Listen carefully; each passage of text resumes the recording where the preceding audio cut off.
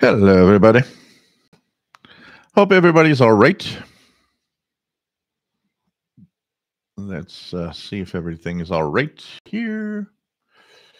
We're going to open the chat here in a separate window. Do this like this and this like this. Gonna change this. There's something interesting I want to see. Just want to make sure that the camera is properly. There we go. Gotta lower the bluish tint in the back a little bit. We'll have a more intimate show. So, there we go. That was bad. Have it like this. Just barely like this. There we go. Okay. Nice to have everybody here. And here we go. That's okay here. And here we go here. So hi everybody, welcome aboard. Nice to have you here on this Wednesday/Thursday, depending on where you are in the world. Always cool to have everybody here. Up, up. There we go.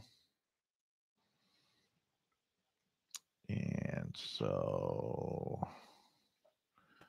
we're pretty much ready to do this. And here we go. So welcome everyone. And I didn't put it in the description when I posted the links, but tonight's show is going to be a show where I'm going to ask you guys questions so that we'll be able to kind of maybe learn a little more about each other. I have some questions for you guys. So I think it's going to be nice. And, I mean, every week, a lot of us gather around. You guys start knowing and, seeing who is who and the people around here. And you might be wondering, it's like, just make this a little more personal. Here I go. Let's make this more personal. So, you guys see each other every week. And, I mean, familiar names come back all the time. And so I think by asking a few questions that you guys might want to answer to this week. At the same time, it's kind of the friendship and the everybody around that's here all the time, and that we know names, we see the interaction, but we don't really know each other that well. You guys know me more because I've been doing this for a long time, but I think asking you guys some questions this week is going to be kind of fun doing this. So, welcome to the Wednesday edition of the Shortwave Radio Show, or the radio show in general, as we talk about all sorts of things radio related. We are twice a week live, Wednesday evening, 7 p.m. Eastern. That's 0 hours UTC, technically Thursday for a big chunk of the world. And we are live on Saturday at 3 p.m. Eastern, 20 hours UTC. And we talk about radio, have fun with radio. We're a bunch of geeks with radio. And I think this is a fun place to be. It's a great place to be because people respect each other.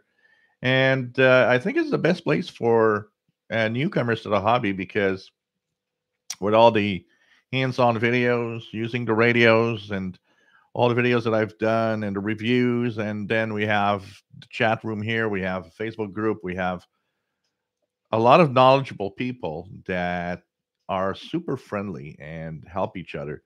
Something that I would have loved to have when I started the hobby in 1982. I didn't know anybody that listened to shortwave. Pretty much learned from the instruction manual of the Realistic DX100, and then from various radio, publications that I had. Back then, it was kind of cool because there was a lot of stations that would send you all sorts of radio related material. So, for example, Radio Netherlands had an extensive series of little booklets you could ask for that were, what is shortwave radio and the best times to listen and antennas and whatever. They had a lot of stuff that you could actually ask. Radio Netherlands was amazing for that. And so, reading that material, reading all sorts of things that I got, and joining a club afterwards, finding out that there were magazines, popular communications, there was monitoring times. All of that added to my knowledge over time, and that was the way it was. You didn't have internet. You didn't have some guy from Canada doing a live show every week answering your questions. It was like you're on your own, but you've got things to read, and you can actually focus on that. And what is interesting is I've learned from that, but also what's nice today. I was there was a guy that left a comment saying that because I do a live show about radio on YouTube on the internet, I'm killing the hobby, which I believe is pretty much the reverse. I think I'm actually making the hobby more appealing and interesting. I think it's a lack of understanding of what this is, first of all, and probably just ranting because there's always idiots ranting out there that don't like me. But the thing is, if this existed back in my days, it would have been nice. And I think this today is an example of how the internet is not hurting the hobby, but actually making it more interesting because we can help each other, because we can have someone talk about it, because we can have news. Not only that, I find one of the most amazing things that I find today when I actually go on the internet is knowing at any moment, are there any pirate radio stations on? I actually received my first pirate station very late. I didn't even know about pirate radio until at least the 90s. I was at least 10 years into the hobby before I learned, it's like, oh, there are pirate radio stations. Really? And I mean, I had been 10 years at least. Never crossed my mind that somebody would do that, first of all. And I just never thought about it. And then, of course, receiving the first pirate stations and all of that. Well, today we've got, HF Underground. You go there, you look, it's like, oh, there's a pirate. Here's a frequency. It's like, or if you are one of the first to receive it, then you can go and just say, hey, I'm hearing a pirate, and post your information. It's so cool that all of this is existing now.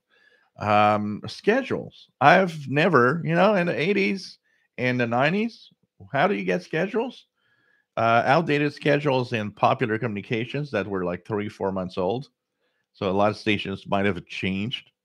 Outdated, schedules of in whatever magazine or club you were at that were fresher than what like a commercial magazine was, but still, that was the way you get it. And then you had, of course, the stations themselves sending you their frequency schedule that you would, oh, look at that, they're going to be on 97.25 starting in October, and you would take that and it's like, okay, I need to know that because I want to make sure I don't miss on any stations. And I mean, the information of most of what you had as information was out of date. There was no, real time info of anything that was on shortwave. And so, you had to rely on that information and finding it yourself. And I think we live in an era where, yes, shortwave is not what it was 30 years ago, but the information we have today to help in the hobby brings it to a level where it's very interesting to still monitor and listen. When I get somebody post a comment about, well, I hear nothing. Look, today's hobby is different. When you hear nothing, it's not because there's nothing. It's because you got to make an effort and do something about it, which means you might have to invest in an MLE 30 some kind of loop that might lower noise around you. You might have to move away from your home and go in a park, or whatever, to listen to shortwave. It's sad, but it's the fact that there's a lot of noise. We can't do anything about it. There's nothing, absolutely nothing we can do about it. And the noise is there to stay. And it's probably there to even increase over the years to come. And it's not to make our hobby sad, it's to just kind of tell ourselves, well, let's change the hobby, listening hobby.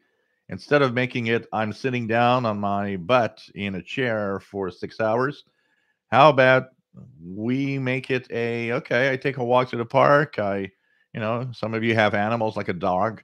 It's like, okay, I'm going to take that dog, walk the dog. And at the same time, why not bring along a radio? It's a beautiful day out there. Why not bring along a portable radio and go take a walk? And you're going to see, once you move out of the noise, it's very surprising what you're going to get. There's a lot of stuff out there. Cheers. The usual vodka cranberry juice. So, I think we live in exciting times. I think we live in times where the internet is really cool. And anybody that thinks that internet killing shortwave doesn't understand what shortwave is at all. Um, and if the internet was such a a hobby killer, then big stations like Radio Netherlands would have thought of going online rather than leaving and just not doing anything about it. That just Radio Netherlands is a great example of, no, online is not where shortwave is going. It never will be. We don't believe in that. Shortwave was its unique thing, and for some reason, monetary most of the time, um, they thought, well, it wasn't important anymore. And we have to face it once again, as we are getting into what really feels like kind of a certain Cold War again, because what's happening in Ukraine, which is not over, and even a Ukrainian minister, or I don't know if it's a president or a minister, said, if Russia invades Ukraine, the rest of Europe is in danger also. It feels so much like the past. It's like we're revisiting what used to be the Cold War and what was happening in the past. It's quite unique. And when the Berlin Wall fell, when the communist states became free countries, and the USSR became Russia, for a certain amount of time, we thought, well, that was that's it. That was our moment, and that's what happened. And from 1945 until 1990, Cold War and tensions and things going bad, and there are a lot of things that weren't resolved. I mean, there's a lot of things. When I hear Israel and Palestine and all of that today, it's a feel of the 80s, because there was that going on even in the 80s. There are countries out there that they never resolved, and never resolved their problems. There were moments where it was quiet. Another example of unresolved problems: Pakistan and India. And we might not hear about it much right now, but Pakistan and India never resolved their problems. They're still in tension with each other. And there are countries like that nothing has changed.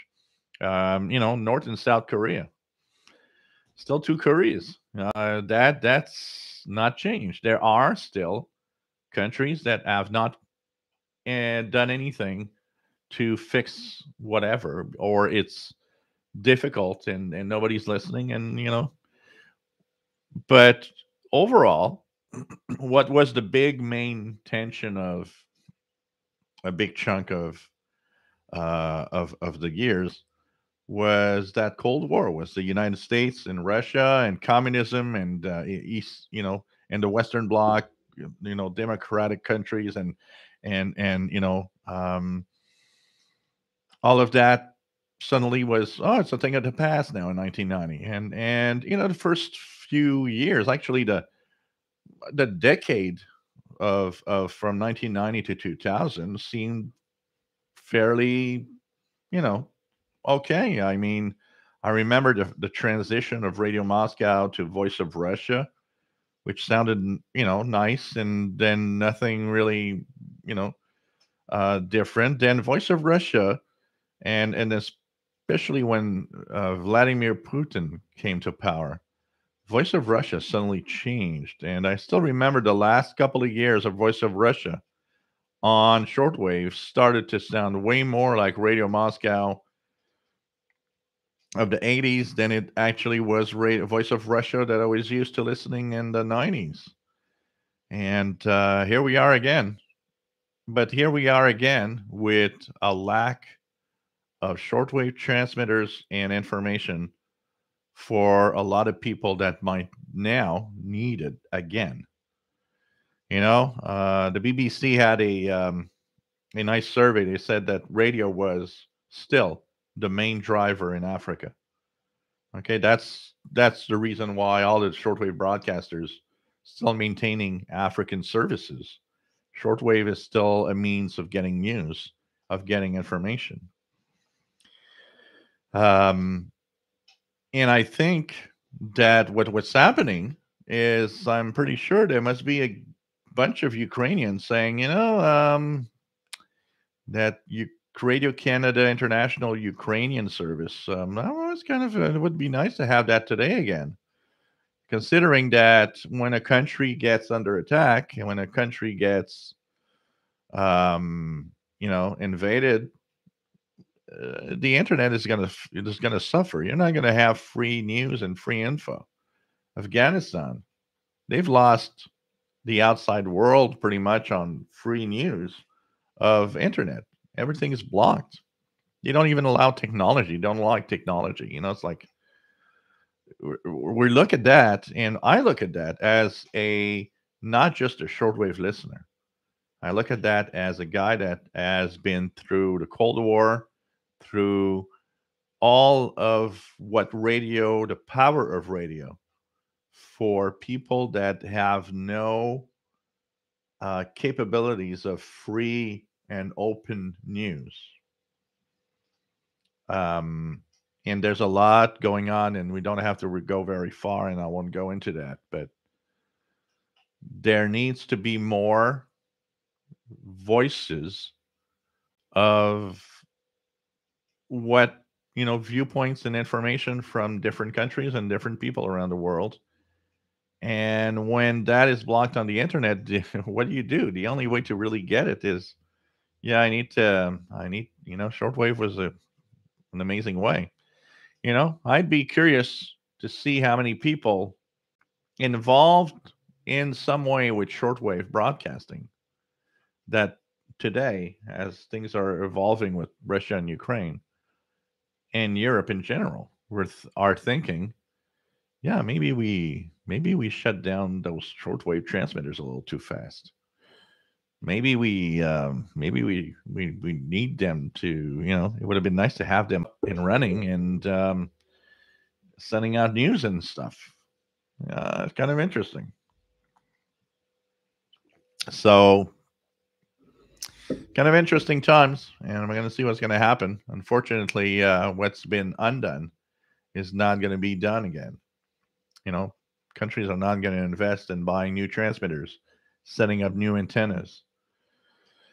The only way stations could come back is if you kept all the sites.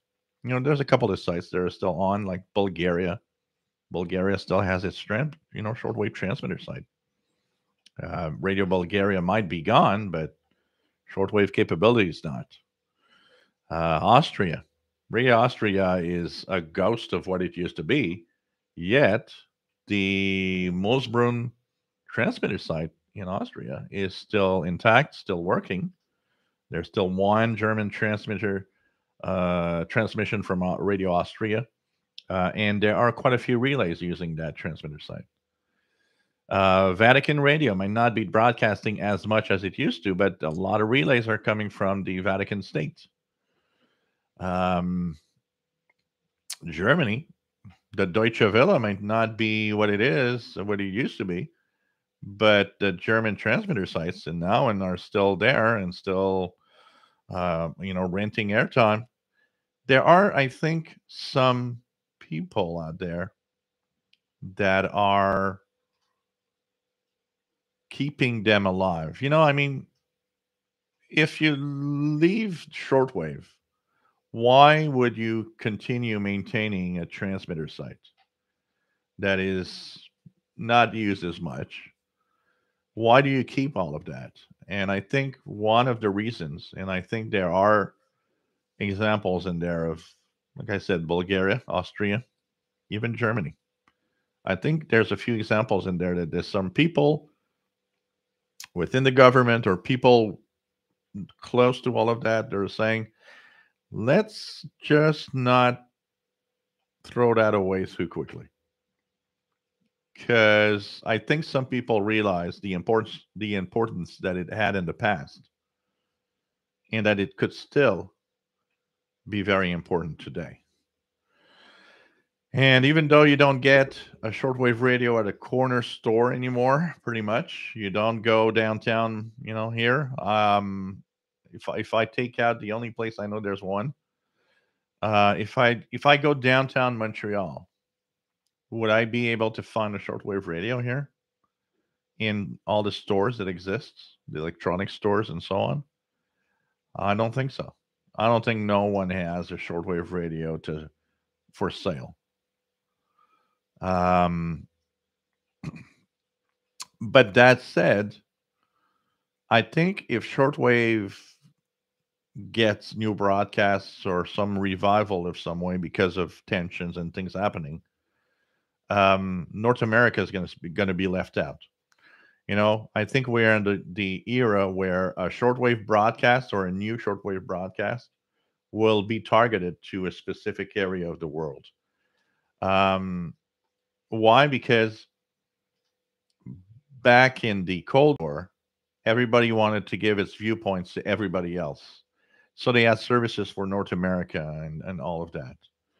And some of the first services to actually leave shortwave were the North American services. And why? Because North America, more than anybody else, probably was the first place where a lot of people were stopping their shortwave radio listening. And then when noise levels starting to rise, a lot of people kind of probably said, well, instead of listening to, you know, the BBC, the noisy BBC on my radio, um, I think I'm gonna just continue with traditional news or stuff. And yes, there are a portion of the population that the internet arrives and it's like, oh, I got the BBC online and I got some news online. And so here in North America, the censorship of the internet isn't, is it's not widespread. I think there's a lot of people that mix up censorship and fake news being blocked, which is not the same thing. It's not censorship. It's there's a limit to free speech. Some people don't understand that limit, and some people don't understand what free speech is really about. There's a difference between talking about something that is sensitive and just having some lies given to you on the radio, and that is a very very big difference. And I think there's a big problem with that, especially here in North America. um, the internet in general is rather free here in North America. It's you know you can pretty much say whatever you want, and except for extreme content or content that's really really too sensitive, in general everything's still there, and you can create your own network, you can create your own stuff talking about it.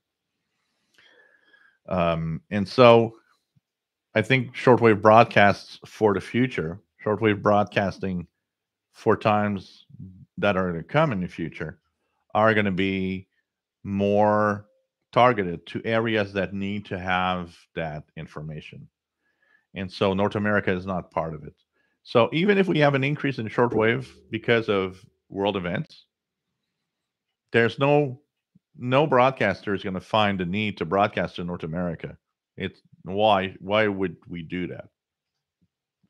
But they will find that, yeah, it's important to increase our coverage to that specific area of the world. And I think that's what's going to be the future of shortwave. Let's focus our efforts in broadcasting to places that need news, that need help in maintaining, you know, a good source of news, or at least multiple sources of news. Because look at the clandestine stations. You know, there's propaganda of every kind in there, and there's propaganda for state level and so on. It's always been like that. It's shortwave. Shortwave is that. Is every country wants to brush a certain image of who they are. Sometimes it's a little stretched, and like we talked, and I talked about long, you know, in many shows, is when we were in the Cold War. A lot of us listened to many different broadcasts. We made kind of our minds of a specific news or what do we think of world events based on multiple sources. We didn't listen to just one. We listened to, you know, Radio France and the BBC and Radio Moscow and Radio Berlin and you know, Radio Norway and Radio Canada International and Radio Australia and in our local news sources at the same time. In our brain, all of that was mixing in together. And it was like, okay, that's my that's my idea of what's happening and what's the real, you know, what's reality, what's being kind of a, you know, a propaganda. And that was kind of interesting. We need a lot of news sources. We don't need to have just one or two. More so than ever, even here in North America, we need to have more outlets of news, because the less we have choice, the more difficult it is to understand that maybe one source isn't that reliable or is actually a bad source. But that's all we have. So it's like a brainwash, basically. So shortwave is going to be that. I think the future of shortwave, and people ask me all the time, what's the future of shortwave? You know, I mean, we look at our needs. One example. Okay, I'll be a little hard on this, but it's the reality. Is we talk about Voice of Greece leaving, and I see a lot of the posts going through, and the posts are, well, you know, this is sad. I listen to Voice of Greece and I love it, and if it's gone, it's one of the major stations I listen to, and I'm not sure continuing the hobby and blah blah blah. That's very self-serving, and I'm sorry if I say it like that, because that's what it sounds like. Gimme, gimme, gimme my broadcast. And if you're gone, well, maybe the hobby isn't interesting. Then why are you in the hobby in the first place? There are, you know, there's not just the Voice of Greece out there. That said, I understand. It's we don't want to have Voice of Greece leaving, but face it, the hobby has multiple aspects to it, multiple facets to it. There's multiple things you can do, listen to. It's not a gimme, gimme hobby, you know, like QSL hogs. Give me my QSL, you know. If I don't get my QSL, I'm mad. Nobody owes you anything. And stations particularly don't owe you anything. Um, the hobby is a big, big hobby. It's sad when we lose something about it, like Voice of Greece, if it goes away. But it's there's other things, you know. Oh, Voice of Greece isn't there. Okay, well, tune around. There's other stuff. You know, I listen to Brazil. They have some really nice music in the evening, and Radio Nacional Amazona.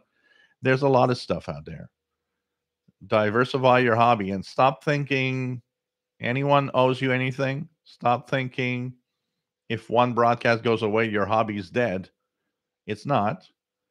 Um, be proactive. We did it in the past. I told you guys, write to Voice of Greece, let them know.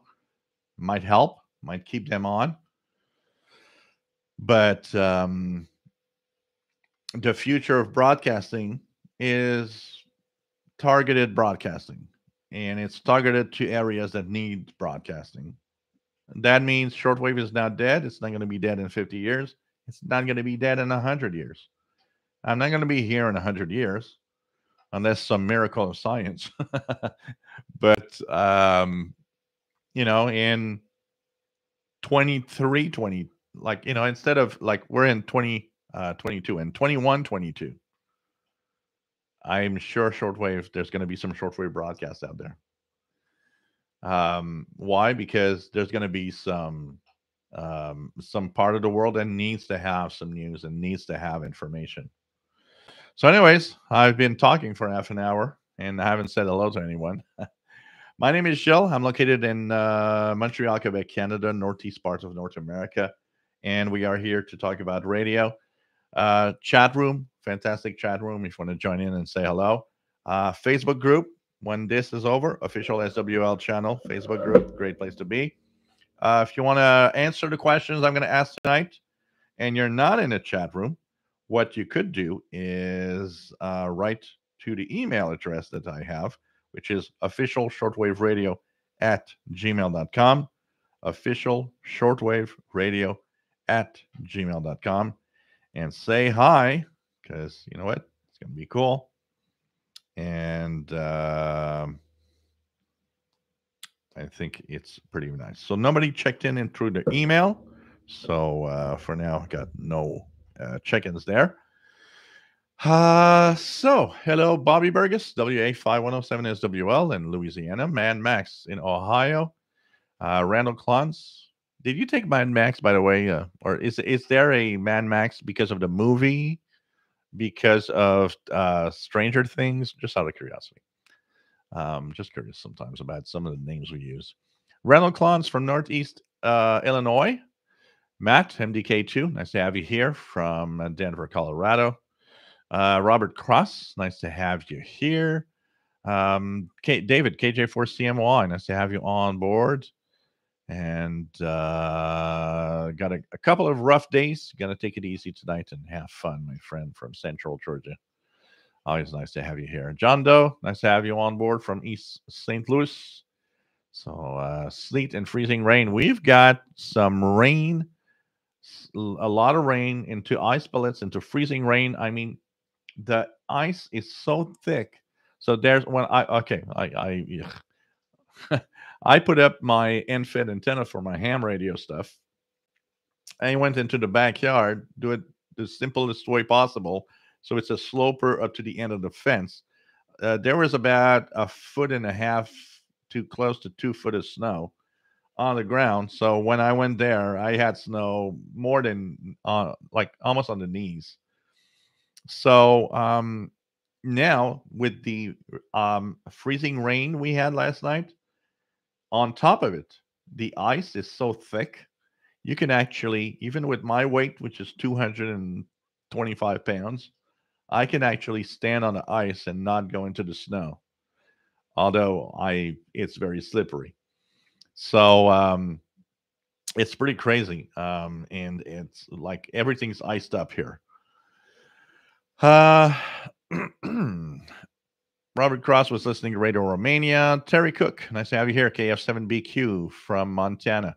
Skip, nice to have you here. And 2EI from New Jersey. Always nice to have you on board, my friend. What else do we have? Yeah, BBC World Service has a lot of extensive coverage on the Ukrainian situation, John Doe. It's one of the great services to listen to. They have a lot of news. VA3JPX, nice to have you here from Ottawa. Robert Cross, yeah, Brad, nice to have you here. And 5LUL, WA5192SWL. We have, we have, we have. You know what I have to answer about that, John Doe? The world is getting scary.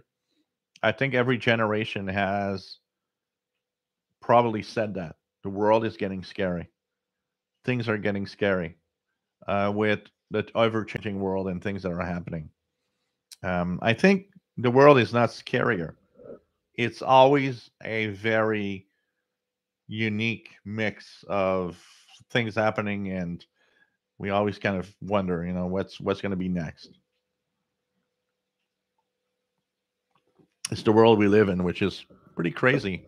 Pretty sure aliens on another planet monitoring are just going to say, "Hey, let's not go there. Those guys are nuts." um, what else do we have? Robert Cross finally got his Sony SW77 recapped. It was a nightmare. Everything leaked on the board. Wow. Youch. That is bad. 45 unit. Nice to have you on board from Florida. Christian Marcoux, salut. Bienvenue. J'espère que ça va bien. Nice to have you on board from North Bay, Ontario. What else do we have? J Projects. Nice to have you here from California. And Keegan got a fire burning in the wood stove. I got my firewall on the wall. Joe Rodman, nice to have you here from Chicago. Charlie McKee, VE2XCC, west of Quebec City. Nice to have you here. We have. Oops, it's refreshed there. Okay. So what else do we have? We have. Chuck, nice to have you here. Good evening. Currently 30 degrees here in northern Bexar County, Texas. So nice to have you on board. My friend was 80 only 24 hours a day.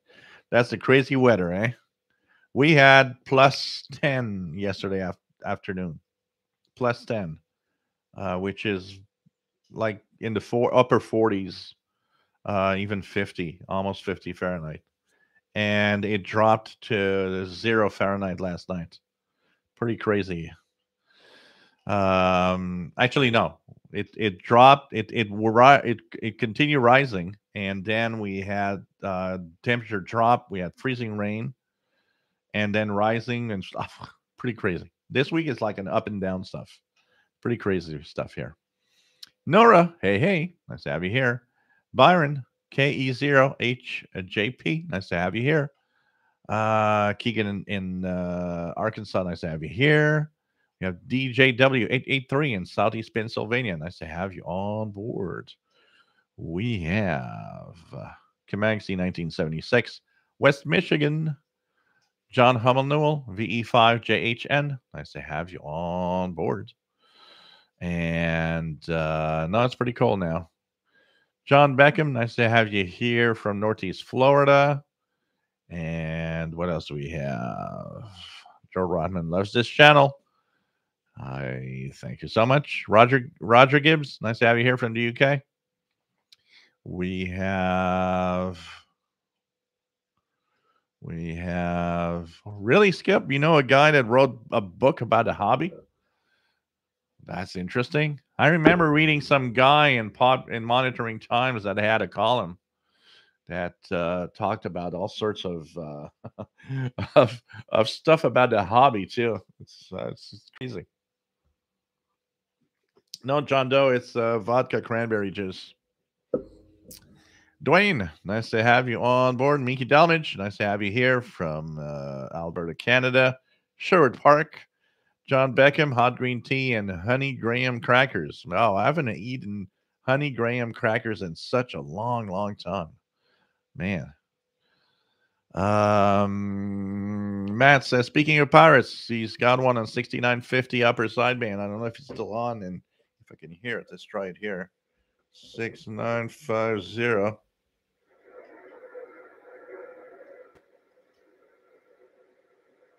Not really hearing anything here. John Hummel Newell says it's because of me that you took a ham radio course, which in turn got my license. Wow, cool. That is cool. The Rorax, nice to have you here. Did you get a chance to fix your old AM radio? I not even took the time to do it, but I will actually look into it because I want to have it working. Yeah, the pink radio. Yeah, it's still here. I left it here on the floor just because I wanted to check it out. I'm gonna check it out, and I'm gonna turn that radio on some night with you guys and show you it works. Stephen Wood just ordered his first ham QSL cards. Thanks for a recommendation. So where the you know what? Talking of that, I was looking at a place here in Canada that actually does print QSL cards. I think I'm going to order 1,000 printed QSL cards for my ham radio hobby. I'd like to exchange cards with people, and I'll make myself an EQSL also at the same time. Keegan is reception with his Ethon Grenadier Edition Field BT radio and Ethon Grenadier Edition satellite with SSB, W6LVP loop, and internal antenna at the same time. Blind Picker Rob, nice to have you on board. W0RAB and Connecticut. John Beckham, I'm still a firm believer that my reception woes would be reduced with the addition of a MLE 30.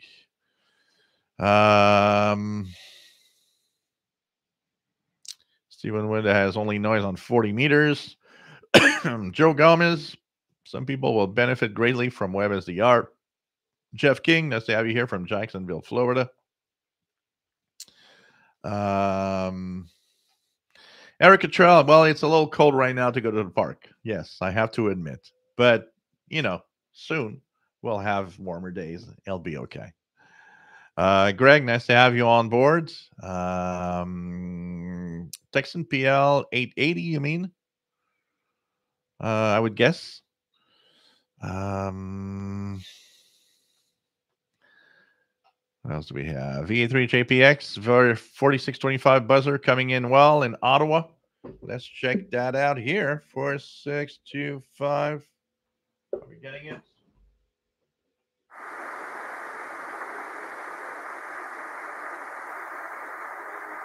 Yep, it's there. It's not very strong, but I hear it.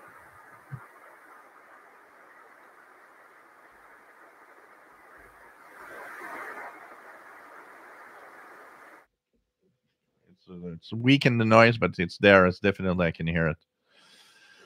What else? Mitch, nice to have you on board. Always nice to have you here. We have, let me just go back up here because I lost a few people, I think. So I've got, we've got,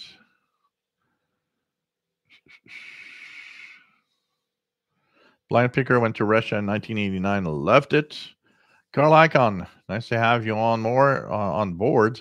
Says the more things change, the more they stay the same. Indeed. Yeah, India and China too. They have their own conflicts. Absolutely.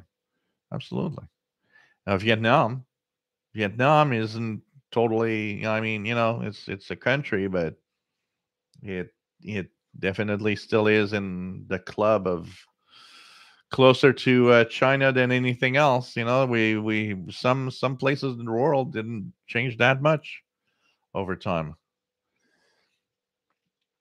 So nice to have you here from New York. Call icon K6YYL. Kimberly, I thought of you yesterday because I I talked to a station in the state of Washington the day before, in the state of Washington on Monday, and which was the official station for they were celebrating George Washington, and which I was so surprised to actually get through the pilot. I called I actually went into the pilot every time it was my the turn for us to ID. I was giving my call. I was always like I was just giving the letters. I was just like Zulu Zulu India. And I thought, I'm never going to make it into the state of Washington. I'm not sure my setup is right. And it's just a little simple wire and then fed wire in the backyard and a sloper arrangement. That thing doesn't work. It's like, you're starting, you're like, yeah, that thing can't work. And I just have 100 watts on the radio. And After 7 or 8 calls, the guy comes back to me and says, "Who's the Zulu Zulu India?" And I'm like, "Victor Echo 2 Zulu Zulu India." And the first thing he says is, "You're booming into the state of Washington." And I was like, "Whoa!" And of course, I told the guy, I said, "Well, you're my first contact on 20 meters." And I explained that it was a brand new ham and so on, and that was really cool to have a contact with that station, WS7. What was it? W. What was the station? WS7. No, I'm the wrong station. The wrong station with that one. It was W. Anyways, it meant George Washington. I remember, so don't remember the call name exactly. So anyways, the guy come back to me and I'm like, "Whoa, I'm actually booming in."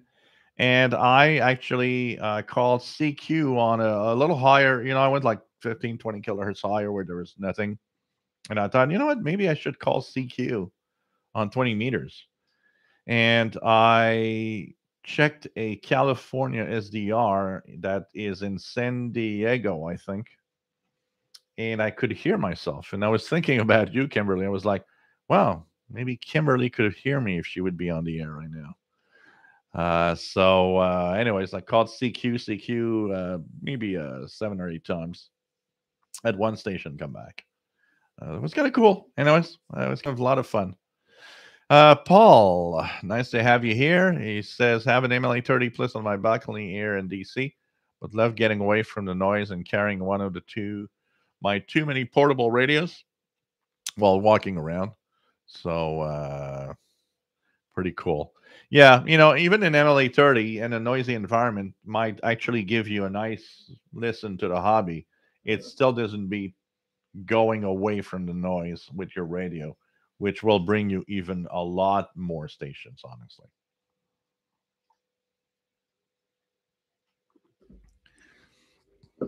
John Beckham, shortwave radio, the only format that can and will get the truth in news out to concerned citizens. Yep.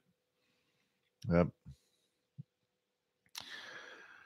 MDK2, shortwave radio, like any outlet, it all depends upon who actually has access to the transmitters. I think that's an important point to keep in mind. Yep, absolutely, absolutely. That's for sure. But it has one particular thing that no other outlet has, and it's the fact that it can cross borders when the information is shut down. So you got to keep in mind that, yep, absolutely, whoever is transmitting is giving its own distorted view and voice to the news. But also the fact that if you're in a country where everything is shut down, shortwave is the only way that news gets through. So that's why the more we have on shortwave in choices, the better it is to get the truth of what's happening.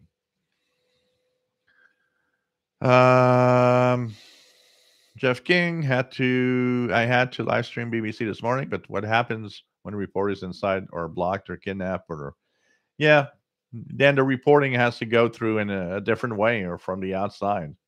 It's crazy. It's crazy, honestly. Um, Dean Hintz, nice to have you on board. Jeff Crafter from 100 Maine, nice to have you here. David Cater 4CMY says we used to have a store in the Atlanta area that sold shortwave radios, but it closed. Red Cross probably also costs lots of money to keep shortwave transmitters on the air, which is a shame. Yeah, that's where also I have a problem is treat. The problem is that governments today are treating everything as the money spent for how useful or what it brings to their own citizens. Let's just go back not very far. Go back to Radio Canada International. How many Canadians knew that it existed? I don't think a lot of them did. People that went abroad, the military might, stuff like that. But apart from us geek radio guys, not that many people knew Radio Canada existed. It's like in the United States. I'm pretty sure if you go on a corner street and say, "Do you know that we have Voice of America on shortwave?" They're going to look and stare at you like, what are you talking? What's shortwave? Um, and that's the problem. The problem is, it's like NASA when you guys when they send people to the moon, they stopped short. They didn't do all the missions that were planned. Why? Because government, everything that is done has to appeal to the population. When you're spending money, you're spending everybody's money. So it has to bring back some value to the government, or else it's not important anymore. So, it's dumb because, for example, yes, it would have been important to continue the exploration to the moon and the rest of what was planned. But because people aren't interested anymore, the government says, well, spending billions of dollars for what people are not interested in anymore. So let's slash the budgets. It's stupid because it's science. You cannot put a dollar amount on science and innovation. Like you cannot put a dollar amount on shortwave broadcasting to the world. Yeah, shortwave appeals to a lot of people outside your country. It's part of what shortwave is. But because it's not interesting in your country, let's slash the budgets because the population here wants us to save money. When you treat news items, when you treat news outlets, when you treat radio stations as money, rather than as an outlet for good sources of information, it's a bad decision. Same for science. And when you start thinking of science as it's costing a lot of money from the pocket of our citizens, um, yeah, it is costing a lot of money. But that's why we are here today with the internet and some guy from Canada actually broadcasting his shortwave live stream because somebody spent money at some point to advance technology to a point where this is possible for a very minimal amount of money, actually, for investment into getting live. And that is the big problem today. We are shutting down stuff that should not for the only purpose that it's not sexy to the public to spend $10 billion on that thing. Yeah, things cost a lot of money, but people should realize that what they have today is because we spent money in the past doing stuff. I don't know how many people I've seen in my own Facebook looking at all these like the just look at the exploration of Mars, the rovers, Perseverance, and all of that. I actually have two people that are like, oh, look at all the billions that are actually wasted in these explorations. And I know there's a lot of people that think that. And it's sad because the people that are in the know and that have knowledge of science and all of that know how important it is to not stop. But we're actually going against the wind. The wind is so strong that it's like, yeah, trying to do something is complicated. So a lot of countries treated their shortwave outlet as money wasted rather than no, no. Your voice on shortwave is heard by much more people than you think. It's not heard much by your own country, but that's not the purpose of your shortwave outlet. Radio Canada International was not for Canadians in general, although it did appeal to Canadians abroad in some way. It was the Canadian viewpoint for people abroad and for people around the world. And that's where the problem is. It's like you'll have some people that's going to like, what? We're spending, millions of dollars in broadcasting to other countries. Why? Yeah, maybe if we understood that, we would understand each other a little better around the world. Just saying, you know. Charlie McKee, shortwave radios are available in the Quebec area at Walmart and other places. Not getting out much. There's pretty much nobody's doing anything, and whatever you see today, and places like general electronics stores are often the cheap stuff that doesn't even receive well. So Dwayne, clandestine radio was very interesting in the 80s. What else do we have? Thomas Kitts, nice to have you here from cold up of Michigan. Greg would have to go up north with a shortwave receiver. You don't need to go very far. You just find a park. Just find a park not far from where you are. And I tell you, it's already a big difference. You don't even need to go very far. TVDXer, salut, ça va bien? J'espère que tu vas bien toi aussi. Stephen Wood, are shortwave transmitters in Ukraine still operational? I don't know if they're still up. Radio Ukraine went to WRMI for their own broadcasts for a couple of years. I have no idea if their transmission site is still up. The fact that it's been several years that they've been actually using WRMI might indicate that maybe it's not, but because I know if it would be, I think it would be a good time to turn it back on. I can tell you that. So I have no idea of their shortwave transmission capability anymore. Barry, nice to have you here from Central Kentucky. Shelley, South Central Pennsylvania.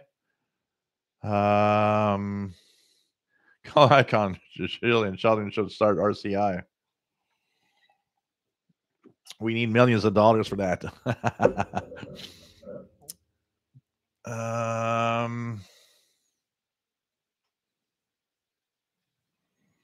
What else do we have? MDK2, I have a question for those who tune into HM01, the Cuban lady. Have you noticed that they're using a new digital mode? Interesting. I haven't listened to it enough lately. So you think they changed their modes? That'd be interesting because that means they upgraded something and it's still useful. That is interesting. K6YYL, Kimberly, yeah, CNN, and so. I think the biggest problem in the United States is I'm not gonna because I don't. It's a complex issue here. I'm just gonna say one thing. I think needs to be a cleanup of what outlets. Let's put it in a simple another way. There's a journalistic way of talking and saying things and talking about stuff. I can tell you one thing, and that's my point as here, a guy in Canada. Last night, I listened to AM stations from the United States. And I can tell you one thing, the amount of crap I heard about Canada and what happened in Canada that is false on so many stations, all I will say is as a Canadian viewpoint of what happened here, and I know what happened here for real, you guys need to have a cleanup of your outlets of information down there. Because the crap I heard was almost insulting at times. I heard a few things yesterday that, as a Canadian, almost was insulting to me. So that I will leave it there, and I don't want to have a discussion about it. Okay, you guys, I don't want to have a discussion about it, or nothing else. But I'll tell you one thing: I heard a lot of crap down there, and I think you guys should really need to know what a real news source is or not. That's all. No more comments and no talk about it, please. Okay.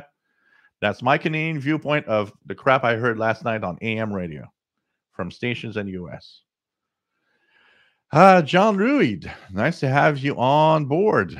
And says, when he's done starting RCI, Should start making hoodies for the Shortwave Listening Club. Man, the only TV news I watch is Reuters, which I am able to get through Roku, and sometimes NHK, which is carried on the air locally. Just about everything else is too hard to take. Kev Michael, nice to have you on board. And says the broadcast stations come and go. Shortwave DXing is so fun. Yep.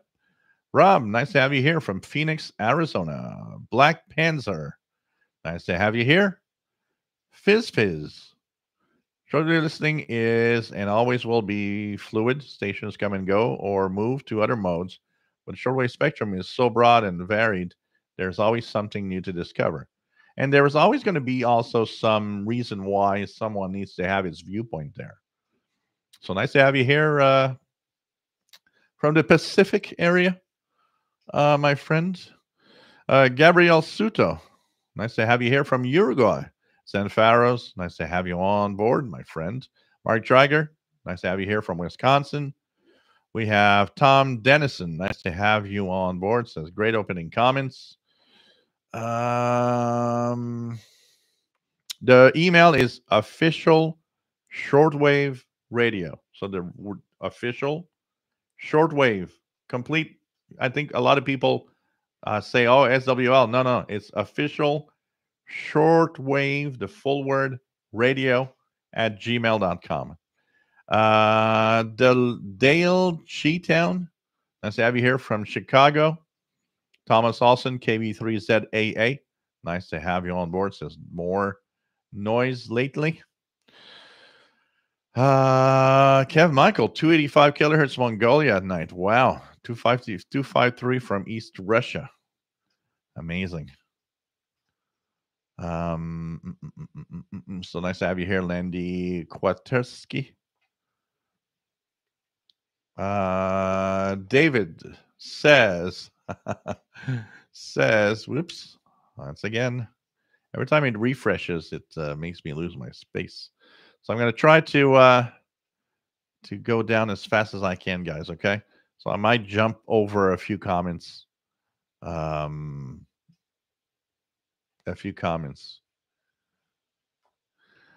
KJ4 says, if you need ice in your drink, you can get it in your backyard.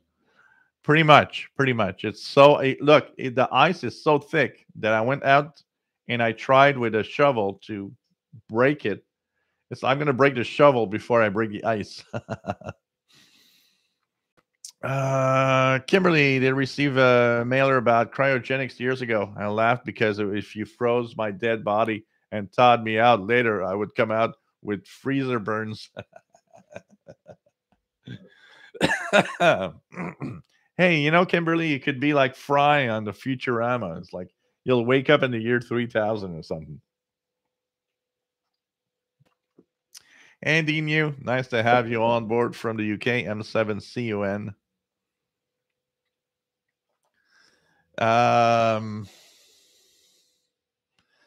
Let me just riding with W4GDX. JDX from Mike in Tennessee. William Helms from Florida. Nice to have you on board. JDA Dakota. Nice to have you on board. Fast load. That Pinky is a vacuum tube radio. Yep, it's a 5 and what we call an all-American 5. Those cheap tube radios. They're all-American 5s.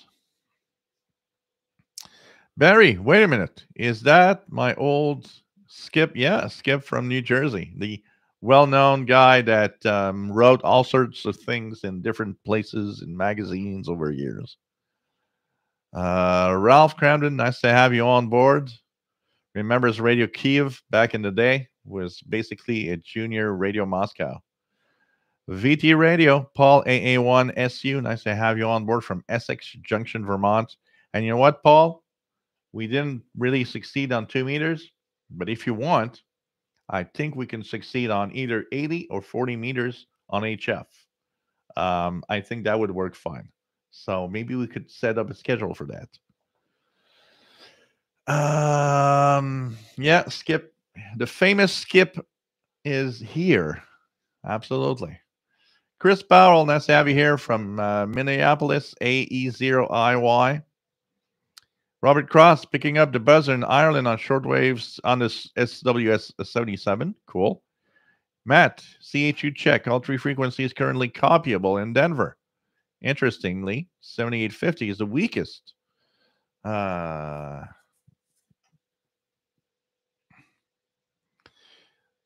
um, the PL680 cannot be recalibrated. It's a false info that people have if it can. It cannot. The 660 can, not the 680. The ones that they do are not calibrating. Just saying. I've checked a lot and checked carefully. Nope, I'm not calibrating. VA3JPX, CHU, all good here? All the time. Yeah, it's in your backyard in Ottawa. Here I have 3330 is pretty much the only one that is the standard because of its low frequency. So let's see if I can hear it now.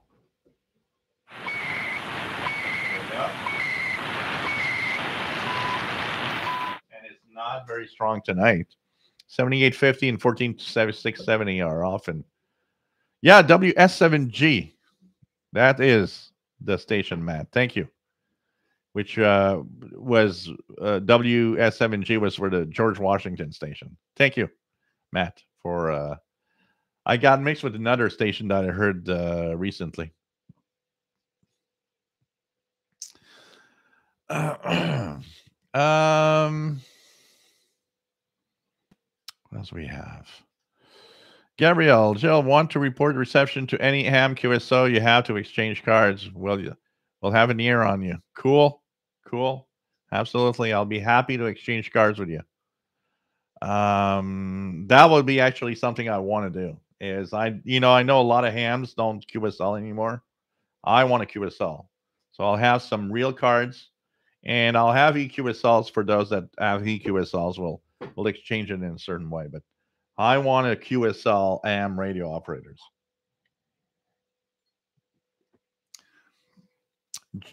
James M., nice to have you here from Connecticut. Andy New, may have to bail out as I'm having my right ear syringed. So, yeah. Take care, my friend. WS7G. Yes, that is the station. WS7G. That was the George Washington station in the state of Washington. Kimberly says, cool, Jill. I'm so happy for you. This is awesome. When the band is open, you can work the world now. Yep. Pretty cool. Call Icon, according to WWV site, 10,000 watts on 5, 10, and 15, 2,500 watts on 2.5 and 20. Yep. And they have, I think it's at 1 kilowatt on the 25 megahertz. 25 megahertz is still there, but I think that one is 1 kilowatt. Anthony Franz from Port Richey, Florida. Nice to have you here. Kimberly says she's 100 miles north of San Diego. Might have been able to work you. Yep, that would have been possible, even on 10. VA7BC, nice to have you on board, and happy to be here. I got to say it was exciting. When that guy in the state of Washington told me that I was like booming in there, it was like, whoa, this is so cool. This is so cool. It works. VT Radio, congratulations on your first HF contact. Remember mine in 1997. That one was not the first. My first contact I did on 10 meters in December. About a week or two after I got my license, my discount is capable of 10 meters. So I heard a station, Rick VE6 something in VE6CQ in Alberta, and he was in Calgary, Alberta, and he was really strong. And I decided to make a call, and he actually heard me real well. So my first HF contact is actually Rick in Alberta. But since I got my NFED antenna. Which I put into a sloper, a very quick sloper antenna in the backyard, which I believe must give it some kind of directional pattern, though. I would guess because of the angle and all of that. So it's at a northeast southwest angle, and it's at maybe probably close to a 45-degree angle from the fence at the end of the yard up to the pulley, that the old pulley for my for the clothes hanger or whatever. So, anyways, but that day on so on Monday, I got the state of Washington. I got a guy in Ontario. I got a guy in New Jersey, and another guy. I think it was in South Carolina. So it was kind of cool. I tried one today, but you didn't hear me. Is There was a guy in Spain today, in Valencia, Spain. It was really loud here, and every time I didn't try for a long time though, but I tried maybe a dozen times with my call, and I guess I didn't make it to Spain, which would have been nice. That would have been my first. You know, North America is nice, and I mean the state of Washington is pretty much as far away as Spain is on the other side, but I would have loved to have that transatlantic contact today. It would have been like my first Europe contact. It would have been like, exciting. It's like, oh man. But I'll get there, and as when the snow melts and everything, I'll have different antennas, and I have some ideas. So there's gonna be some fun had with my ham radio. That's for sure. Um, what else do we have? What else do we have? Um, Kev Michael, Radio Canada, Radio Australia, we're good. Michael, thank you for the info. Dan, nice to have you here from Ohio and AWJZ. VT Radio, Tom's for a thumbs up. Jeff King, I'm going to quote you: money versus information. Yep. And as long as that is as that is the way that information is being broadcast, it's sad, but we're not going to have what we need. We cannot think of news or information as something that costs money. It's not a correct way to do it.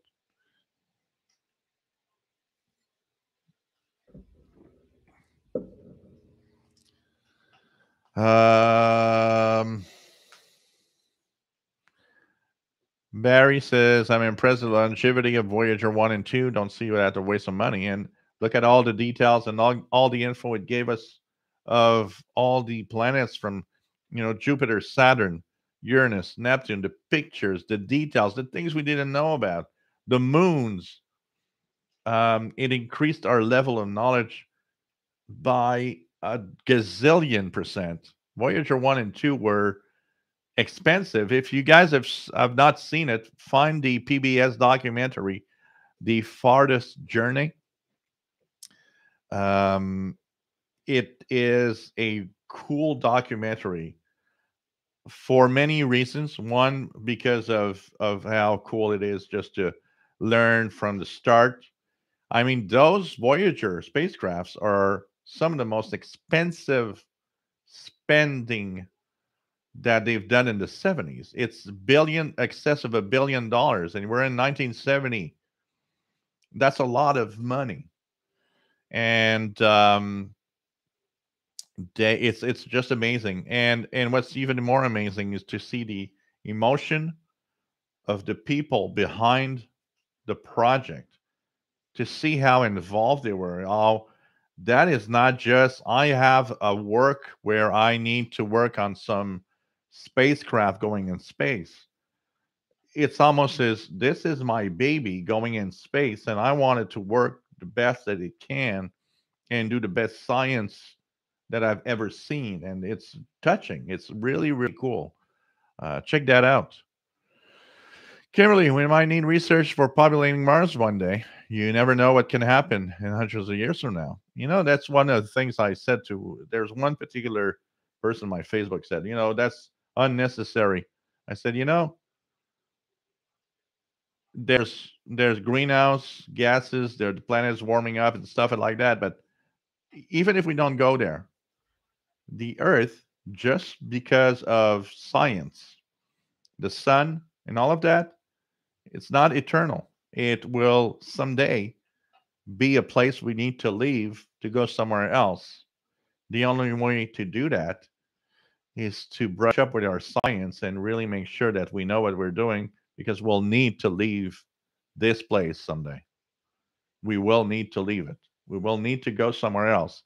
Just like in those science fiction movies, we will need to have humans go somewhere else if you want to continue. And that's part of the learning curve. Zenfaro's very weird digital signaling 4612 to 4624. I thought it was QRM, but found it on QSDR. I put a video on Facebook group. What does it sound like? It's not Kodar, right? Mickey Delmage, the current only runner for the leader of the official opposition of Canada, says he'll cut the CBC if elected. Yeah, that's fantastic ideas again. The CBC is more and more getting messed up with all the compressions of everything. It's so sad. It's so sad. You know, I won't say that much, but I can tell you one thing. I got a choice of listening to the CBC, which in the French version here is Radio Canada, for what's happening in Ukraine, or watching the private outlets like the one we have here, TVA. It's like, yeah, I'm gonna switch back to the CBC. Okay, um, yeah, enough said.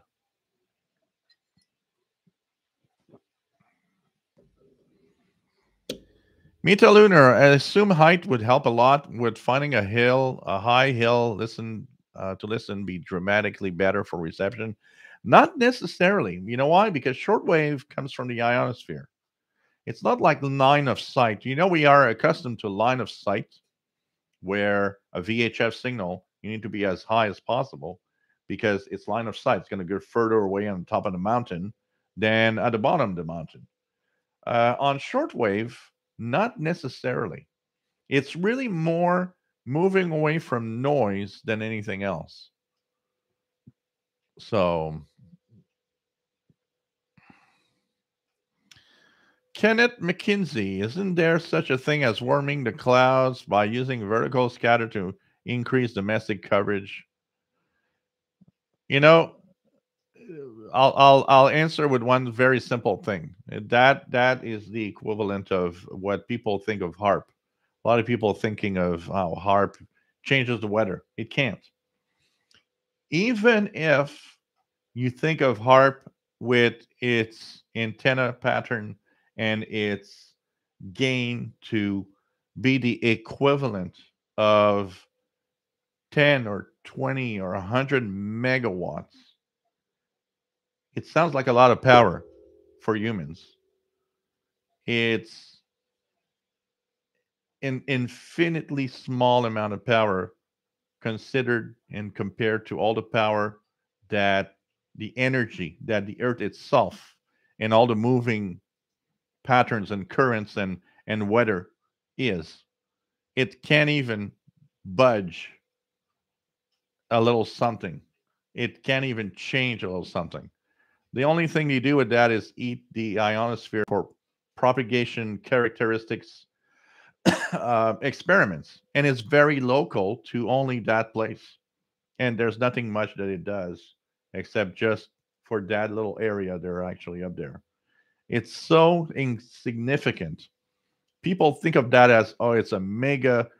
Whatever we do on Earth, it's a infinite small. Even the biggest atomic bomb we did is nothing compared to a a weak solar flare.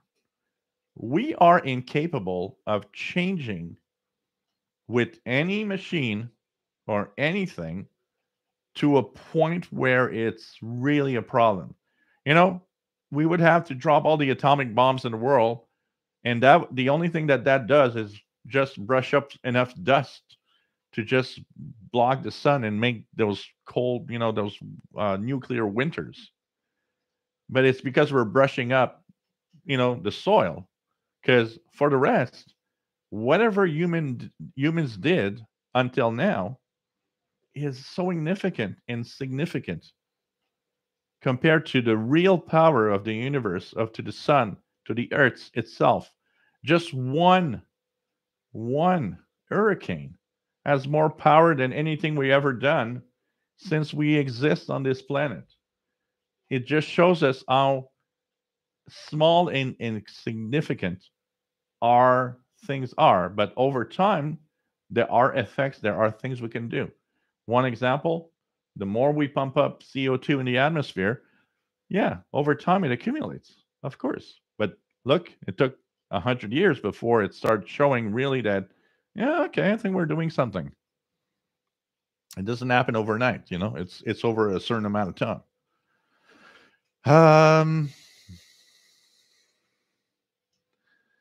BTA Radio says your firewall reminds me of Scene in Back to the Future Part 3. The one. Yeah. Yeah. Jim Gordon. Now we see the folly of the wholesale closures of many external shortwave external services. These were so important in crisis situations. However, as we know, shortwave broadcasting is expensive and money is all important. But the thing is, and that's where we have to stop thinking shortwave broadcasting is expensive for one reason. Even just look here at Radio Canada International. Radio Canada International cost, when it actually was closed down, something like $16.5 million a year. Canada has a budget of billions of dollars. It's billions and billions of dollars. It's like, you look at that and you're like, it's a drop in the ocean. In most shortwave outlets, it's nothing. The budget of a government, a shortwave broadcaster, is some very small amount of the overall budget. And it's because it's an easy target. People don't know about it or don't care about it. That's an easy place to get 20 million. Yeah, but come on.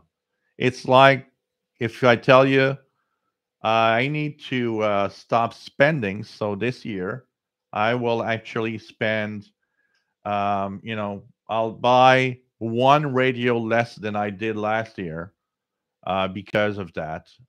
And you're like, yeah, but the total amount of money I spend in a year in living costs and so on. And you're like, yeah, that's like, 0.001% of what amount of money over a year.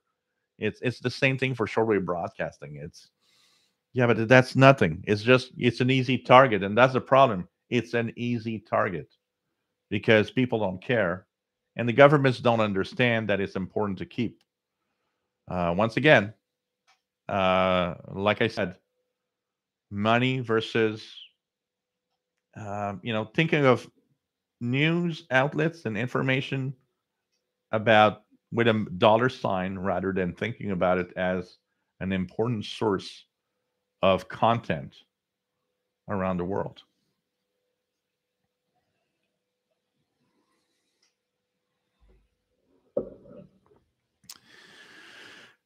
Dimitri, nice to have you here. John Doe question. If you had to sell your radios, all of your radios, oops, I lost my spot. I'm going to go back a little bit. I'll try to go a little faster because I have questions for you guys.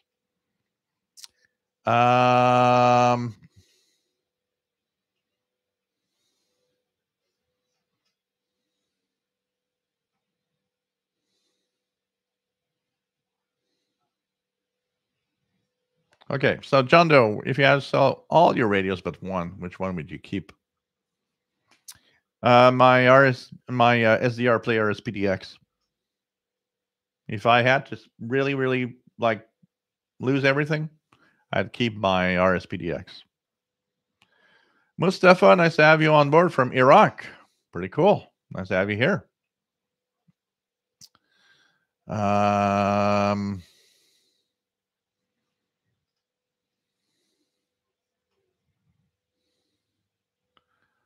what else do we have? Avoid the yellow ice. I tried to. Kimberly, I'm behind the. I'm behind in the channel. I keep losing my internet connection.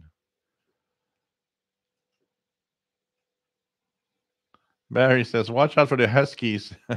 Don't need up in the yellow snow." Yeah. Oh God. Skip says, "I'm a rumor in my own time." Oh God. Gang of four, nice to have you here from New Hampshire. Skip's QSLs are 100%, but I know we'll have to have a CW contact for that because you won't do anything else. So I'll be there one day. I tell you, I'll be there. Yesterday, actually, last night, I was thinking about it. I was like, I'd like, you know what? I feel like I'd like to go on CW tonight. Dimitri, I was watching a last video about Ethon satellite. I was muting when you tune to the station. Is it normal for that kind of radio? Yeah. It's one of those DSP based receivers. Almost all of them, if not all of them, mute. It's the way that it is. Jim B, W8, JB, what handband and modes do you operate? I like voice, so of course I'm mostly in sideband and in voice mode. And it depends on the propagation. I did a few tests. From what I see, 80, 40, 20, and 10 are the ones where my antenna resonates really the best. 15 works, but I can see that my power output isn't as good. Um, the warg bands, actually 17 meters was surprising, but I'd say 80, 40. Mostly the best resonant bands for me are 40, 20, and 10. They seem to be like the peak of my power output. So depending on, but 80 isn't bad also. Sunwave, good evening from a snow-covered Oklahoma. Nice to have you here. What else do we have? Last radio. How do you think the Malahite clones compare to the Xiegu X6100 as a receiver? It's hard to say because that receiver, I don't know how its performance itself. I would have to really, have one of those and compare it to really be able to give you an answer to that question. And then he was starting to study for his intermediate UK license. Cool. Cool. Greg watched the International Radio Report, and you're talking about shortwave on YouTube. Yes. W8JB and Fed. Yep. It's an EdFed wire antenna in a sloper state, but it will be on a sloper state. Also, probably I don't know if it increases the directional pattern of it. So, Dmitry, do you use a logbook? I use QRZ.com. What I've done is I've actually paid for 3 years of subscription to QRZ.com to have all the capabilities. So I log in QRZ.com. But I've done a little something here. I printed log sheets because I'm going to take a binder and I'm going to actually have also the written log sheets that I'm going to do with that. So I'll have both the QRZ.com and the log sheets. VA3JPX. Yep. EA3JE. Yep. He was the one that was on the bands. What else do we have? What else do we have? Chris 66 got an HDR Play from a ham radio outlet using a simple wire for an antenna right now. Cool, Chris. Nice. Like Obi-Wan said, it's no moon. Yep. EA3JE. That's pretty cool. Gary 24 fan, nice to have you on board.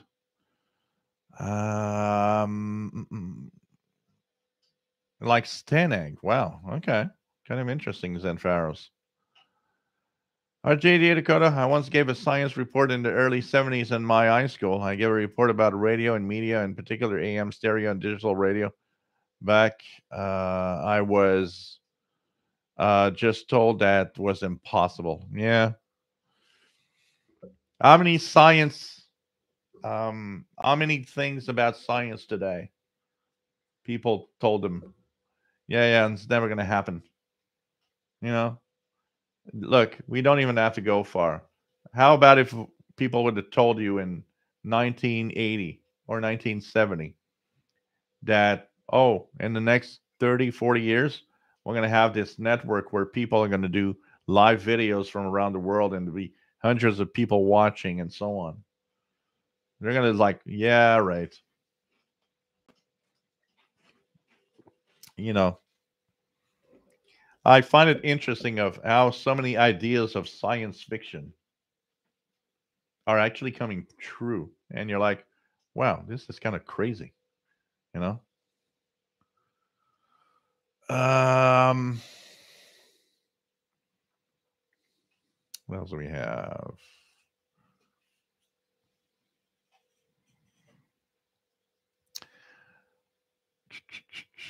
What else do we have? Michael, I have the Karen Beacon QSL with the station on it, and the HCJB with blue and yellow Macau. Wow. Don David, nice to have you here. What else we have?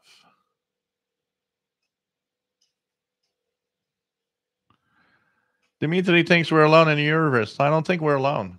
Um, I think my personal my personal thinking is that there are, first of all, that life in the universe is very common, but intelligent life is probably less common. So I wouldn't be surprised that, if we could travel, we would find probably bizarre animals of all kinds and many planets around our universe. But of course, they can't communicate with us. We don't know about it. And yes, there probably are some other beings intelligent enough with technology and so on. But the big, big, big problem of our universe is the distances are so huge that we might just never know each other existed. And I'm convinced there's intelligent life. But my take on it, that's my take on it, is life extremely common. So, animals of all sorts, not necessarily what we see here. We've seen we had dinosaurs in the past. So there's all sorts of weird things out there. What is less common is the capability of going, I mean, dinosaurs ruled the planet here for a very long time, millions of years. I mean, they did not get capabilities of building transmitters and space probes. They stayed animals that had up to some point some intelligence, but they never reached any other level. They stayed there, where we have evolved into something very different, capable of sending space probes. And that's probably what the universe is all about. There's dinosaurs and a lot of planets or weird, funky animals we've never seen. But the evolved people, and I'm talking not talking humans here, the evolved species that has intelligence and capability of making, space probes and science, that probably isn't that common and explains why We've never contact anyone because the distance is just too big. You know, we don't even have to look at the universe itself. Look at just the galaxy we live in. The Milky Way is 100,000 light years across. And unless we find some funky physics, for now, light speed is our limit. That means if there's someone doing some YouTube live show or, some extra galactic live show and the other side of the galaxy, and we're in our own galaxy, which is small compared to the whole universe, they're 100,000 light years away from us. Even if it would be powerful enough to reach us, I'll take 100,000 years. And even if at that point we are capable of responding, another 100,000 years across, that's 200,000 years. So, it makes impractical the communication between anybody in the universe. Unless, like I said, we find some, because we never know, really funky, weird physics that tell us, yeah, by using this weird way and tons of energy, we can, you know, catapult ourselves to some other place in the universe in a fraction of a second. Um, I think we might be missing out on tons of, um, you know, intelligent species that it's possible we'll never know that we existed. It's a very, very complex situation. The universe is a very, very weird place when you think about it. It's very, very vast. We think of going on to Australia from Canada as, oh, this is so far away. I mean, that's nothing compared to, yeah, well, there's other galaxies that are billions of light years from here. There might be some really advanced civilizations that are so advanced we would be amazed, but a billion light years. They are incapable, even with their advanced technology, of even letting us know they exist because we're too far away. And I do believe in that. And it would be actually a nonsense if we just think about how on the earth, the different species, the different phases, the different cycles, the different things that happen to the planet. This is not a unique planet. It is unique for us because it's the only one we know like this. But add a billions of billions of billions of billions of other stars that have planets, we might actually find that the Earth is a rather common occurrence. But that occurrence, even if we have a billion planets that have intelligent lives, the space between us is still going to be huge and we'll never know we existed. We might not even know something 1,000 light years from now. We might have a close neighbor that we don't even know about.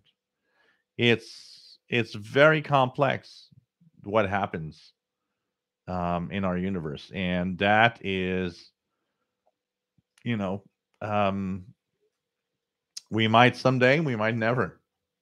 We might live to be a civilization that will be a billion years old because of our technology. We'll be able to escape. We'll be able to be somewhere else and continue. And still, because of the huge, vast distance, and still never, never, never have encountered another species that is intelligent and does what we do. It's very, very weird when we think about it and how all of this is. But if we do explore the universe, I think we will find tons of planets with all sorts of very funky and weird creatures of all sorts. That I'm sure is there's plenty of it in the universe. It's just that it will have to be there and go there to know because they don't have. It's like the dinosaurs. They don't have what it takes to let us know they exist.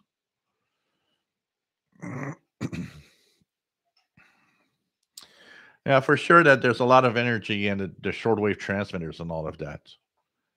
But still, most of them use their own generators and all of that. So,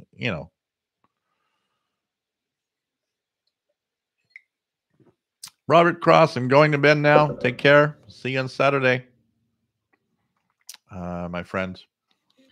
John, once again, I enjoyed your tuning tutorial videos, 12,000, 6,000, and what one would likely receive on these frequencies. Thanks. More coming up. More coming up. Leo, why are you blocking Barry? Be careful, please.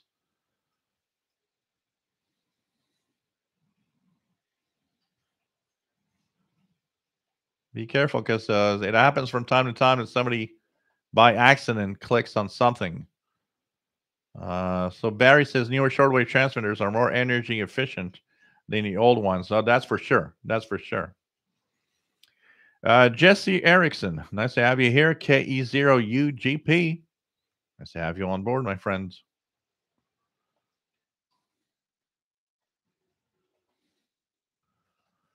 And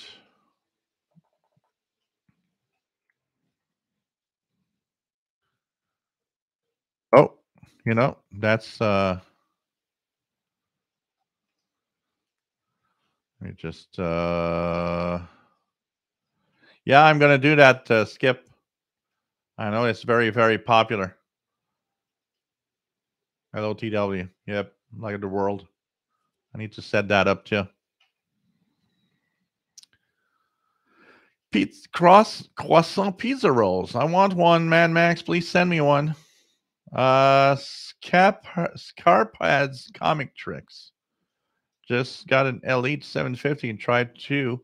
They both have a low audible hum on AC power. Fine on battery. Yeah, depending on the power adapter, it's possible. But on shortwave, you don't want to use them on AC power. Never, never. You want to use them on battery only. Sunwave. There is no mod to remove Sommute. It requires Silicon Labs engineer to new DSP chip. No mods. No mods. So yep, Skip. I'm gonna set up the logbook of the world. Actually, I'm gonna do that after the show tonight.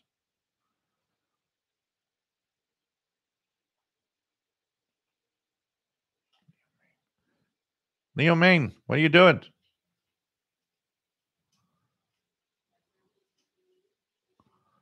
I have to do something here. Participants.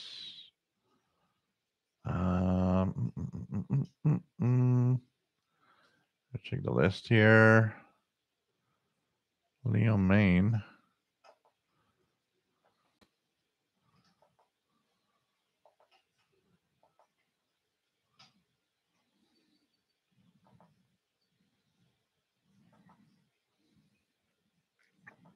Sorry, guys, I'm just doing something here. Moderators.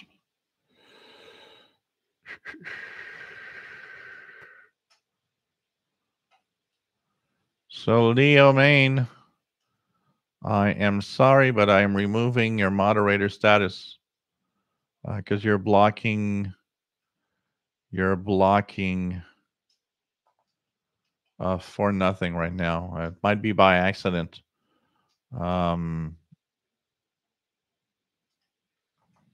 Might be by accident, but sorry. I can't allow when somebody blocks others. Be careful what you do, guys, okay? Because I don't feel like doing this, but sorry. Leo Main, you're not moderator anymore. So Barry, you should be able soon to come back. Chris, G7VEO, my infed antenna is about 45 feet long. So here we go.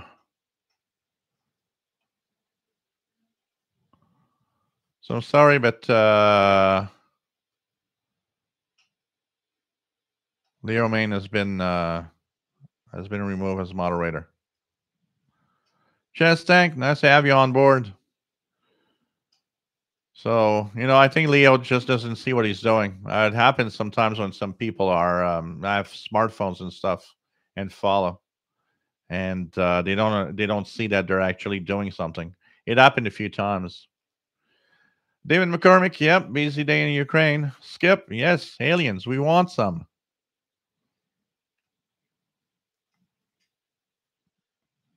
Yeah, that's why I removed the moderator status.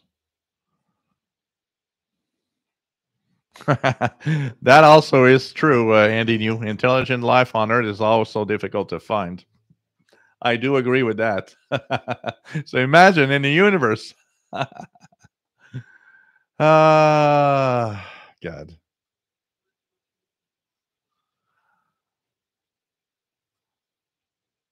What else do we have? Matt says there's a distance, but it's taken billions of years for life on Earth to evolve, and that could communicate with anyone. So that's also the time that it takes. There's so many things.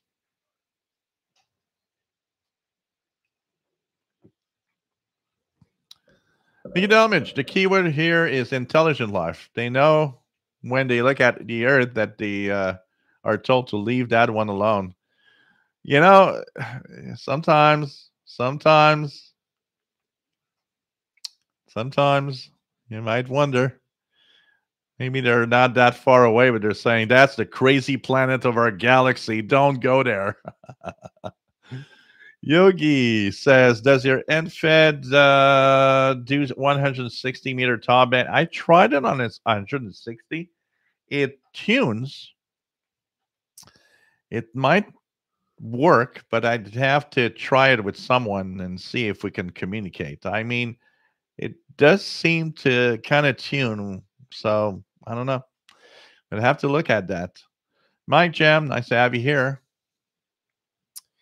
Metalunar, maybe it's a popular hobby on other planets to try to pick up our RF transmissions. That would be ironic. MDK2, just getting to the point where a life form can invent radio communications, harness electricity, develop machines, and leave the planet. Yep, absolutely. That is the harder part. It's like I say, I think there's so much life in the universe. There must be like a lot of it, but not many of them reach that point.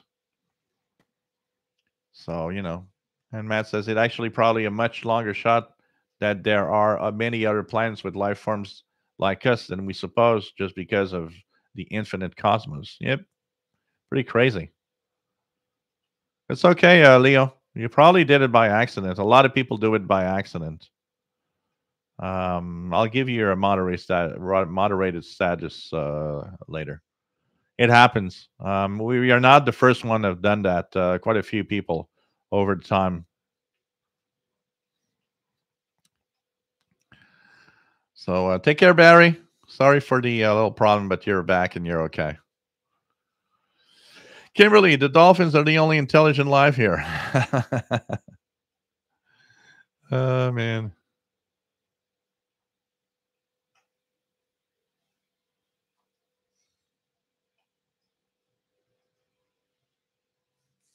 But with all what the universe looks like, that one thing for sure is that life exists probably a lot.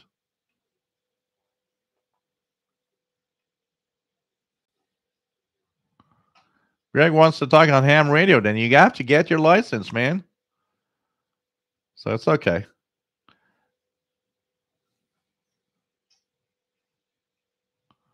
Yeah, well, not necessarily, David McCormick. You know why? Because these people don't know exactly. They don't know anything about that. They don't know what it is about. So who knows?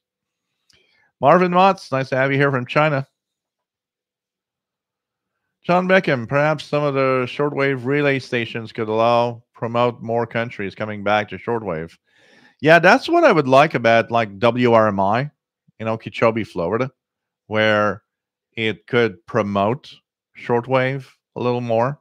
I think that'd be nice. They already do a great job at having quite a few relays, and I think that would be fun to have more of them.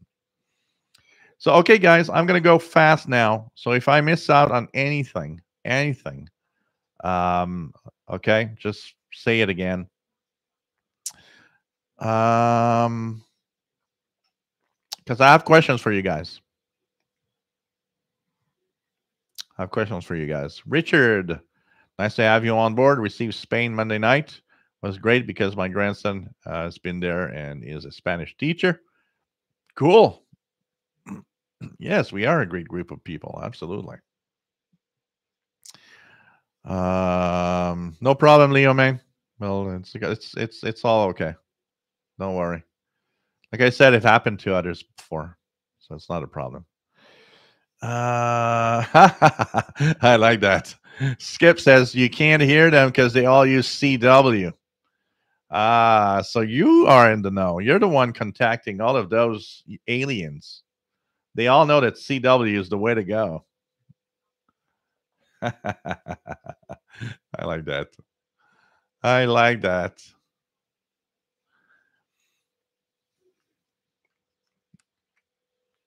Jesse, Eric, it's like they put up the aliens are there all around. They've put up signs that's saying, danger, don't get close to this planet. Turn left or right at the next exit. Oh, this is the galaxy of the crazy people. Do not go there. Oh, man. What else do we have? Dimitri, yeah, I love Contact. Contact with Jamie Foster is an amazing movie. I love that movie, Contact. Okay, so Chris G7VO, can we have a Who Can Hear Jill Around the World contest? That'd be nice. So, okay, guys, I'm at the bottom of the chat and I have questions. Okay, Jodie Foster. I said Jamie, I think.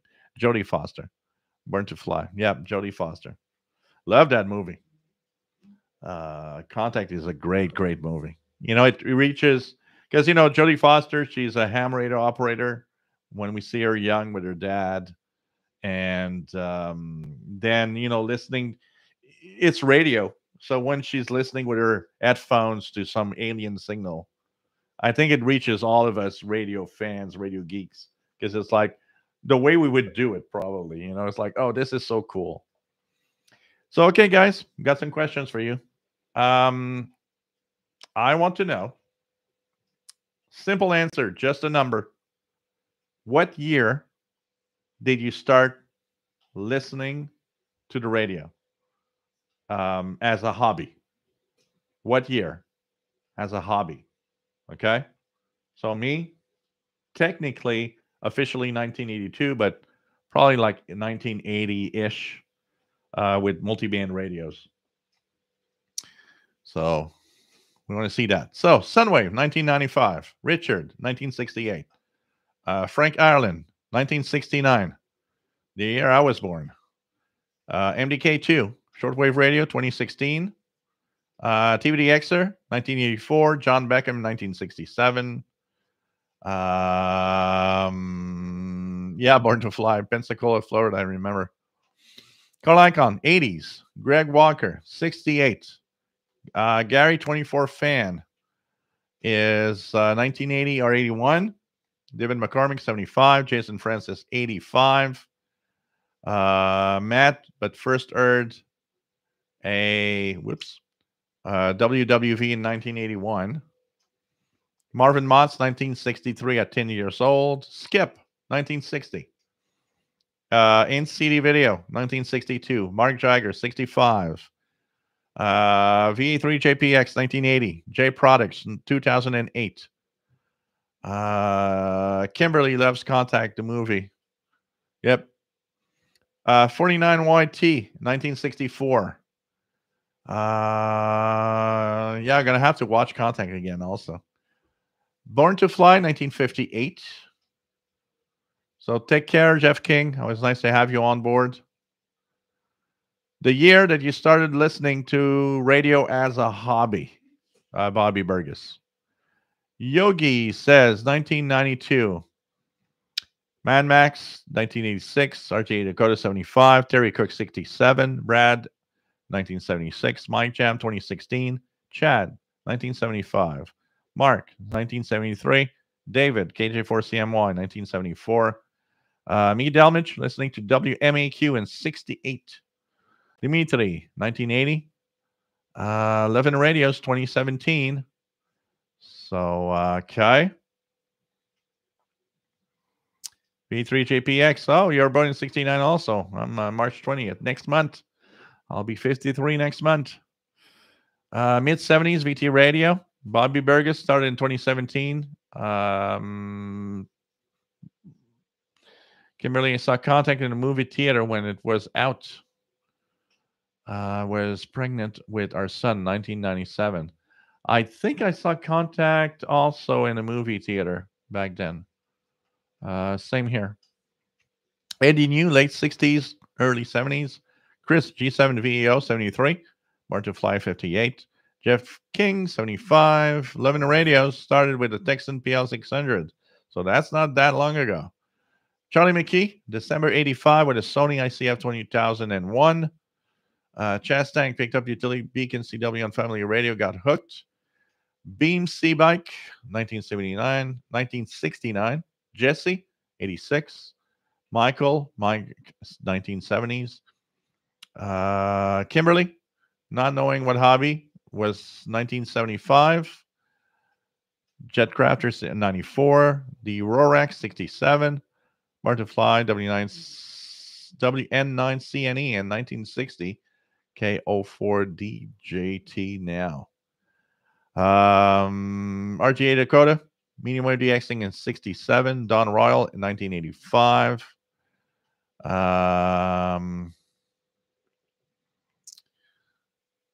Comic 76. I liked how it showed how large the universe is in the Contact.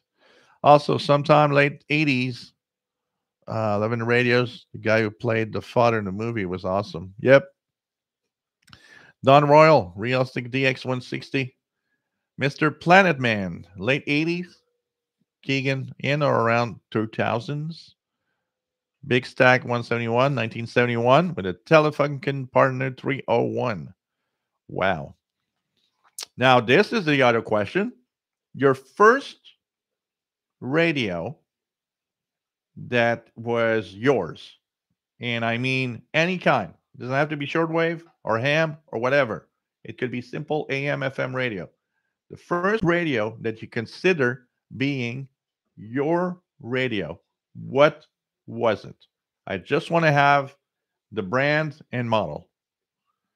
Don Royal, favorite radio was Kenwood R5000. David says started in medium wave DXing in 65. So my first real radio for me was the Ernie in the Bathtub AM radio that my sister gave me in 1977 or ish, 1976 ish. I still have some memories of it. I still remember the battery compartment, the 9-volt battery, like that broke, and I would just put the wires onto the 9-volt battery and then put the cover to make sure that the contacts stay okay. And I would listen to that Ernie in the Bathtub radio. So I was about 7, 8 years old with that little Ernie in the Bathtub AM radio. I wonder, maybe that started the whole thing for me. I don't know. Okay, let's start here. We have Skip, Silvertone 5 transistor, gift from my grandfather. Oh, wow. That is a beautiful gift. MDK2, a pocket AM FM radio, realistic. Gary 24 fan, bought my Sony 7600 in 2004. Kyle says Striker 955. Jason Francis, a Lloyd's clock radio. TVD Xer, Sony ICF 7600A. Keegan, First radio was the 12795 on Christmas 2000. John Beckham remembers the 60s TV series The Outer Limits when the radio DJ increased the transmitting power at 900,000 watts plus while pulling in a space monster. Oh, man. Rorex, the Zenith Transoceanic. Andy New, Fidelity Rad 18. V3JPX, my first radio was a candle from Consumer Distributing. Oh, God. I remember that. I had a candle AM FM clock radio that was all white, and the plastic was so thin that the orange lighting of the display would actually light through the white plastic case. Still remember that from Consumer Distributing. RJD Dakota, a realistic astronaut 4. Got to say that the name of realistic radios were so cool, you know. Mark, a GE8 transistor portable. 11 radios, original Sony Walkman. Huh? Interesting.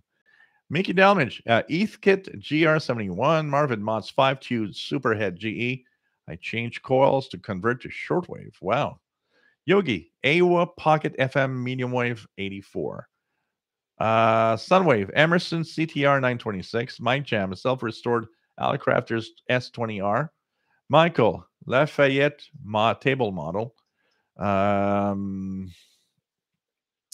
David, KJ4CMY, a 6 transistor radio that I fixed about 1967. My father found it and said if I fixed it, I could have it. Wow. J Projects, a Kato 007. Love in radios, unless you count the crystal radio, pen radio I had in 5th grade. Carl Icon, really cheap small transistor AM radio, can't remember the brand. Brad, oh, can't remember the brand. I'm too old now. Must have been an AM radio in about 67 to 68. Jet Crafter, my AM CB bike radio in the 70s. 49YT, a GAAM tabletop in the early 60s. What do we have? Let me just go down here. So Frank Ireland, I think it was a Lloyd's AM FM shortwave MPPB radio. Begged my parents for a shortwave radio and got it for Christmas. Wow. Chastank AM FM RCA transistor that my uncle had in Vietnam. John Beckham, 1960 AM pocket portable. Greg Walker, Zenith tube clock. David McCormick, Sears 3-band with shortwave, built like a tank, and lots of heterodynes.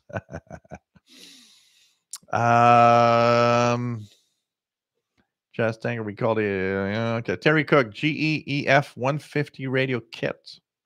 Wow. Your first radio that you own, Bobby Burgess. Whatever it is, shortwave, whatever. The first radio that was yours. Mark Cope, first radio, 1962 General Electric model C403 AM clock. BT radio, not sure, but I have fond memories of listening to my dad's Signal Corps BC312M. First heard WWV and Morse code on it. Dmitry, I have my own Soviet receiver Ocean 222 transistor radio in 1980. Big Stack, realistic Navajo TRC 30, 23 channel. Bobby Burgess, I remember it was a JPX, but I don't know the model number. So pretty cool. Cool, Craig. That's a great place set up to have low noise and a kitchen. Harold, Lafayette Telesat 1023 channel CB radio. Greg, 1980s and the 90s. Gary, 24 fan. Oh, shoot, I misunderstood the question. It was some sort of transistor radio, but can't recall the model. Yeah, we probably have a lot of them. I have a multi-band radio that my dad had, and I can't recall.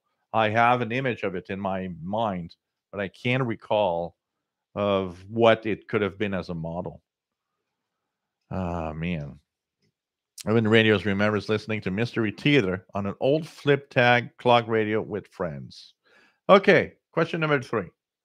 What is the first radio station, radio signal, anything that you received on a radio that you were hooked or that you remember well as being, wow, that is the first thing that I've heard, um, for multiple reasons. It could be an AM radio station you listen to, it could be a shortwave station, it could be anything that you remember is your kind of your first real memory of, oh God, I listened to that.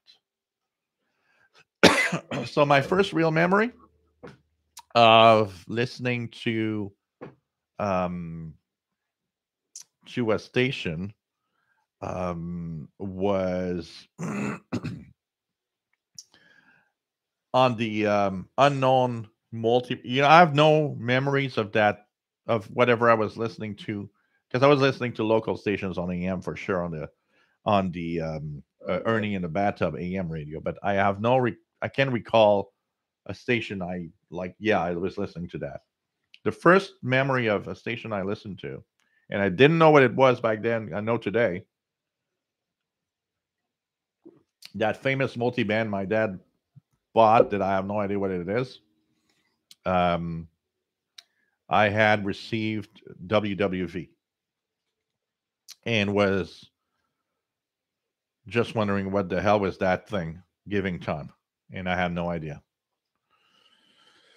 Um, something you remember that's particular to you. It doesn't have to be necessarily the first, but something that you remember that is for you is like, well, that's kind of that first really moment that I'm like amazed, and I heard a signal. Um, okay.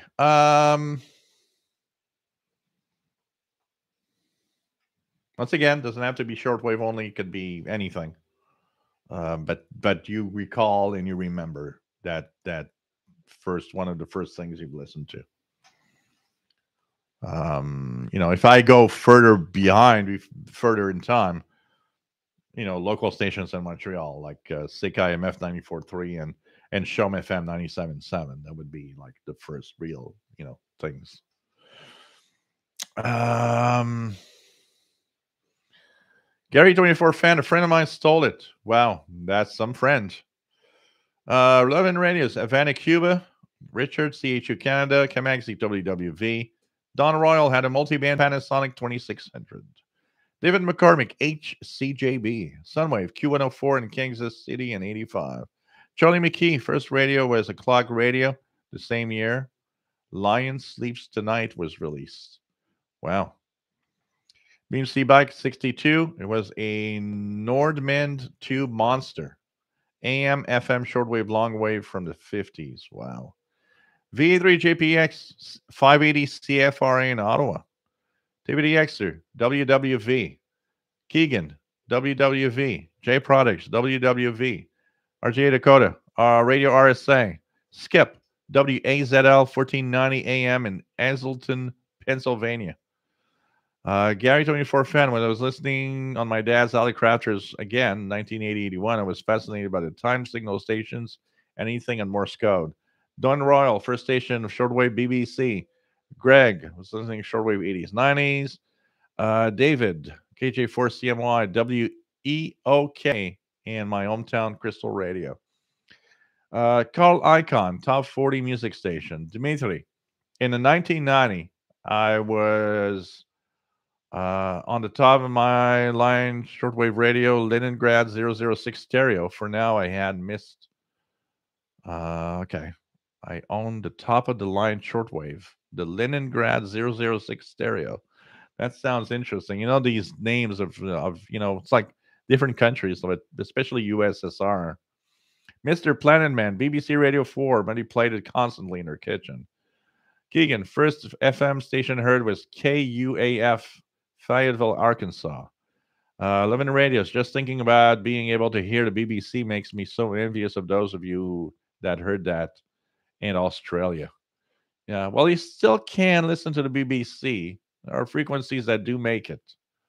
That do make it. Let me try to get there. Terry Cook, local sheriff's office, low band radio. That's a good one. Low band radio. Just thinking about, yeah, okay. Mr. Planman. First station was BBC Radio T's on UK in the 3. John McClure, nice to have you here.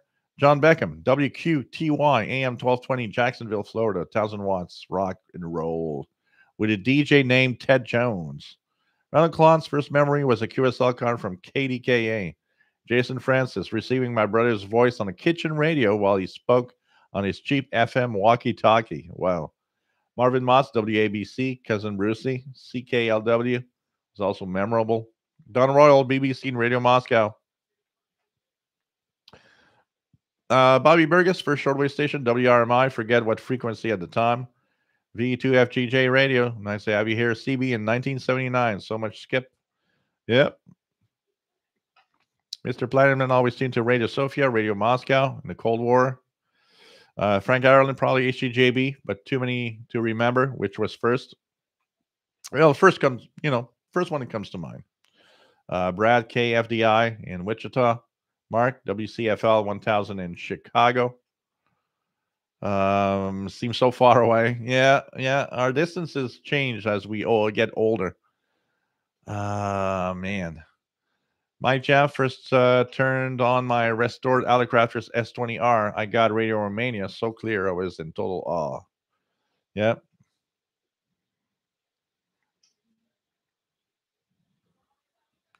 Women radios. Oh, yeah. Well, Jess Tank WAKY in Louisville, Kentucky. WRLRS in Louisville, Kentucky. Station was 840 WHAS and then WNAS 80.1 in Albany, Indiana. In New Albany, Indiana. KNU, Radio Australia, Radio New Zealand on my Fidelity Brad 18 fancy British transistor radio around 6970. Keegan remembers listening to NPR Morning Edition, way to school, and all things considered on the way from home. RGA Dakota, Radio Netherlands, enjoyed RCI. Marvin Moss. I worked at WGY as a broadcast engineer during college. Got to know news people there. They celebrated 100 years this week. They had a special 30-minute show actually on 810. Don David, Sony ICF 383 band, 1991, listening to shortwave tune to English speaking station from the Middle East. Can't remember the station ID. The PBRSTG says I can remember listening to Shom on a KLH FM only radio. Wow. In CD video, well 10 transistor AM pocket and 62. Craig, Radio Moscow DX Club. Oh wow. Big Stack, WBZ Boston, 1030 in Ottawa. Pretty cool. What else do we have? I'll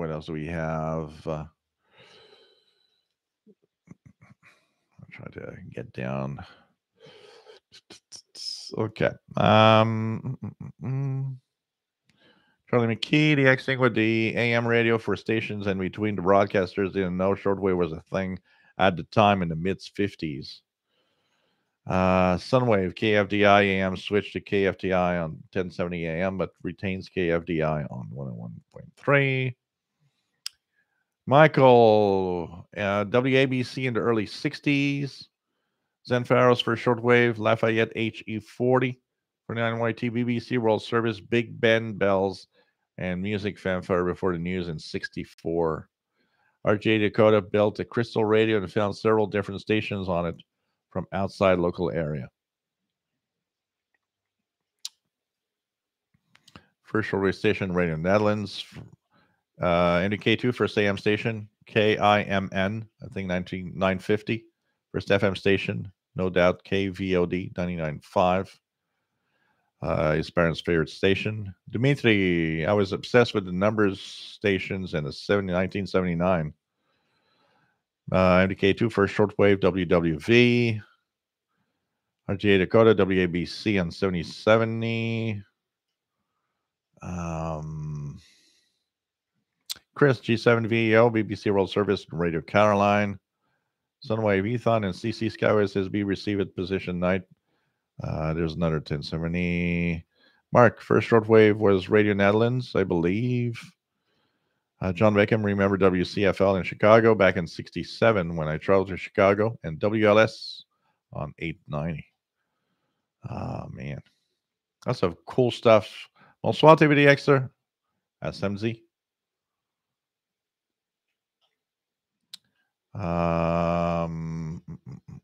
What else? What is there? What is there?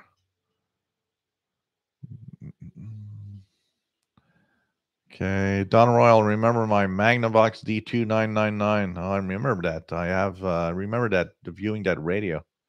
It's kind of interesting. A nice radio. Okay, question number 3. Sum up in a very, very short sentence or a word if you can. Why are you hooked to radio? What is it that makes you thrill at radio? Um, for me, it's simply the diversity of all the signals and the things I can listen to with invisible waves received by a little box. It's just so amazing that a little thing with an antenna on it is getting all these signals. Um,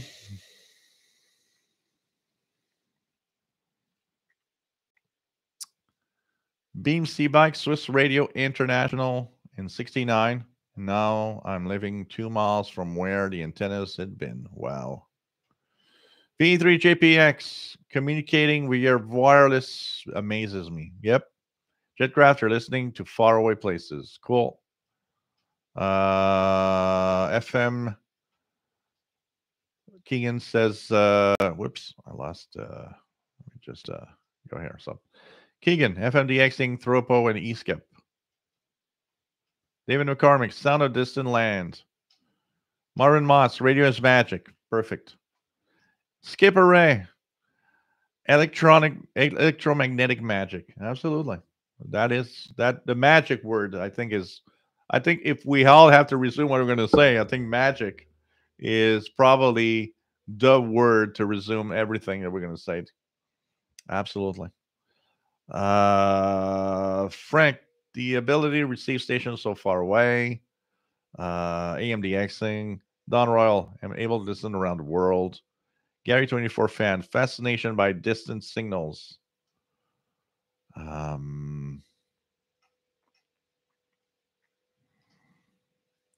Terry Cook, it was magical for me in the beginning. Now love the variety of amateur radio. Zen Farrows, the point of radio is that some guy waving electrons 10 million meters away results in me being able to know about it and even hear it almost immediately. David, heard a radio station on a homemade radio. I was hooked. RGA Dakota, diversity of stations and radio itself is still magical. Magical, not magic. Magical, yeah. Andy New, now I'm licensed though of talking potentially to the world. J Projects, always more to find, decode, and learn. Mesmerizing. John Beckham, shortwave reception has endless possibilities. Chaz saying, being able to tune a signal from such distance around the globe, the challenge of it. Keegan, also listening to music outside of DX or during DX. Mark Jagger, to travel the world and visit other cultures by the marvel of radio. I feel I'm physically there in other countries with local people doing things with them. My jam, expanded local and foreign info. VT radio, the knowledge that all these radio waves are traveling through our bodies and we don't even realize. Mickey Dalmage, theater of the mind. Yes, radio is a lot theater of the mind because it's spoken word and we make images in our heads. Absolutely. Bobby Burgess, short phrase that will actually explain why you're hooked to radio.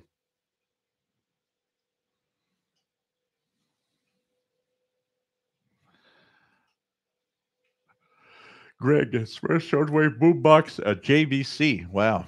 Charlie McKee, shortwave listening for me, like fishing in murky water, listening to static or teasing signals from the air. Soundwave, everyone else had my answer on magic. P3JPX, I enjoy listening to old radio shows, the ones before there was TV. Bobby, for me, is the ability to learn there is more than just regular listening, like decoding radiograms and SSTV. Kimberly, the amazing things that come in on the magic radio waves from distant places. Mr. Planet Man, the immediacy of it, like the fact that it's there right now.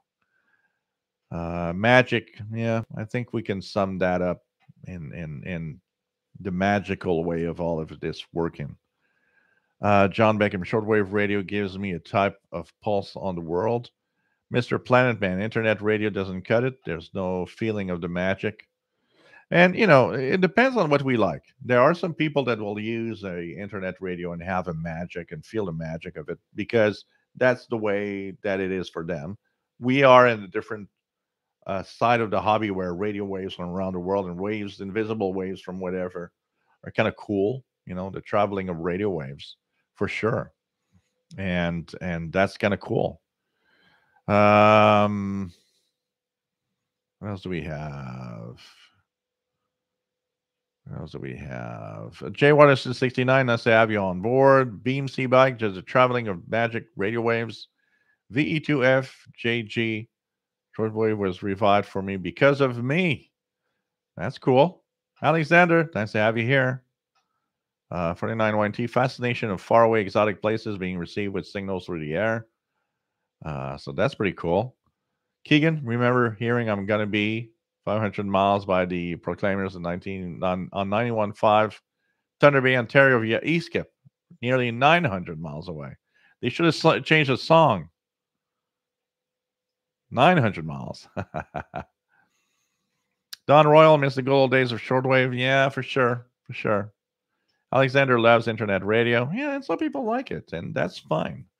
Bobby Burgess, hopefully next Thursday I can get a Tilawhip for VHF UHF and the MLA30 again for shortwave. So anyway, magic of radio is it can be demodulated with analog and digital forms. Okay, question number 4. Question number 4 is who or how have you learned about shortwave radio? So we're going to focus it on shortwave, not radio in general, just shortwave. Who or how, whatever way, how did you learn about shortwave radio? Was it your dad, your parents, a friend, an uncle, getting a radio that had shortwave and you had no idea what it is and you learned because you had a radio with dad on it? But how did you learn it existed? How did you learn that there were foreign stations broadcasting on a frequency range? I mean, if we look at all the people around us, no one knows. And we don't even, it's not even a 2022 thing. In 1982, when I started, nobody knew. I felt I was alone knowing that that existed. And when I read some of the comments of even the 70s and 60s, there weren't that many people that knew. It was some kind of a shady side of a hobby of some kind of radio people that are weird. It was like always this unique, very unique thing. So how did you learn about shortwave that existed? Somebody told you, or you got a radio that had it, and you were mesmerized. You tried it, and oh, look at that! I'm hearing stuff from other countries. Um, how did it come to your ears or your knowledge that look at that shortwave exists with stations all around the world? Okay.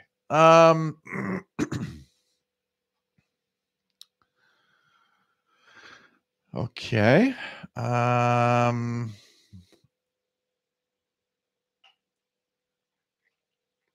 Jamie says, and let me, okay, Sunwave Magical Radio can be, yeah, okay.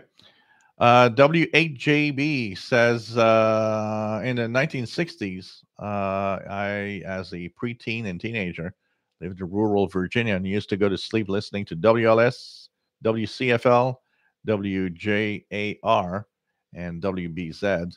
I still sleep best with a radio or YouTube channel is on. Cool. Take care, Andinho. Stay safe, my friend. John Beckham. It was Shortwave that gave me the thrill of erecting my first long wire outdoor antenna. Cool. RGA Dakota says internet radio is still cool. It's just not like being there with a real radio. It's a different hobby. It's we can't compare it to the listening with a radio itself, honestly. Matt learned it from his dad. David McCormick, my father introduced me to shortwave. Jed Crafter says it's Monitoring Times Magazine. Skip, Electronics Illustrated Magazine. VE2FGJ says, learned so much from Joel. John Owl Newell. I learned shortwave through my dad. Sunday mornings, we would tune around the band.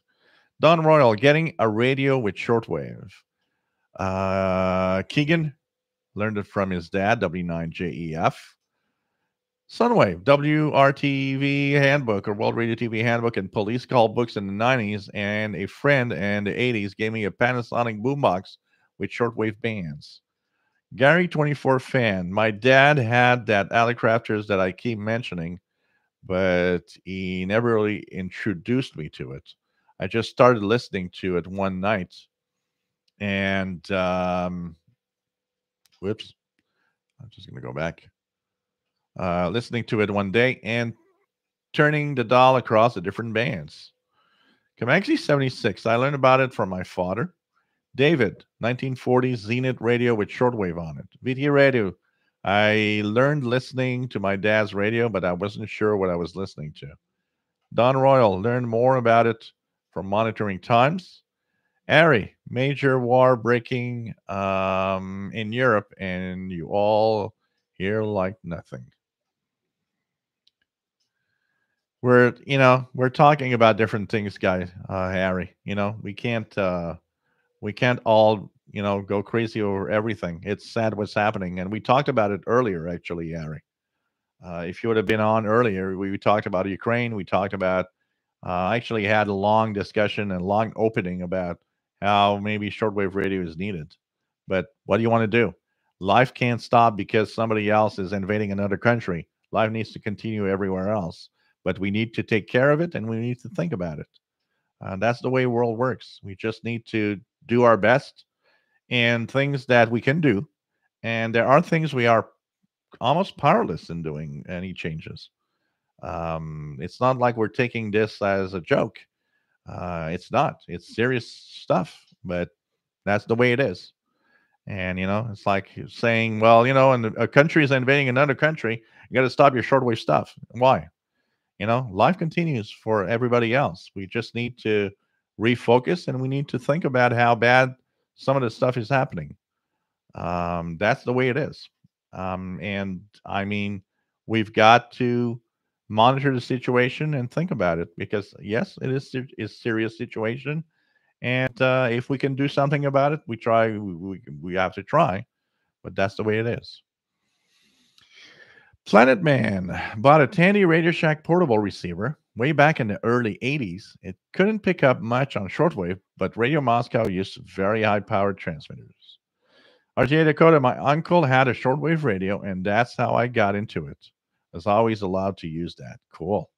Bobby, remember if you had to cross the portal through life and death, your memory will live on forever, and we will still be learning beyond that point.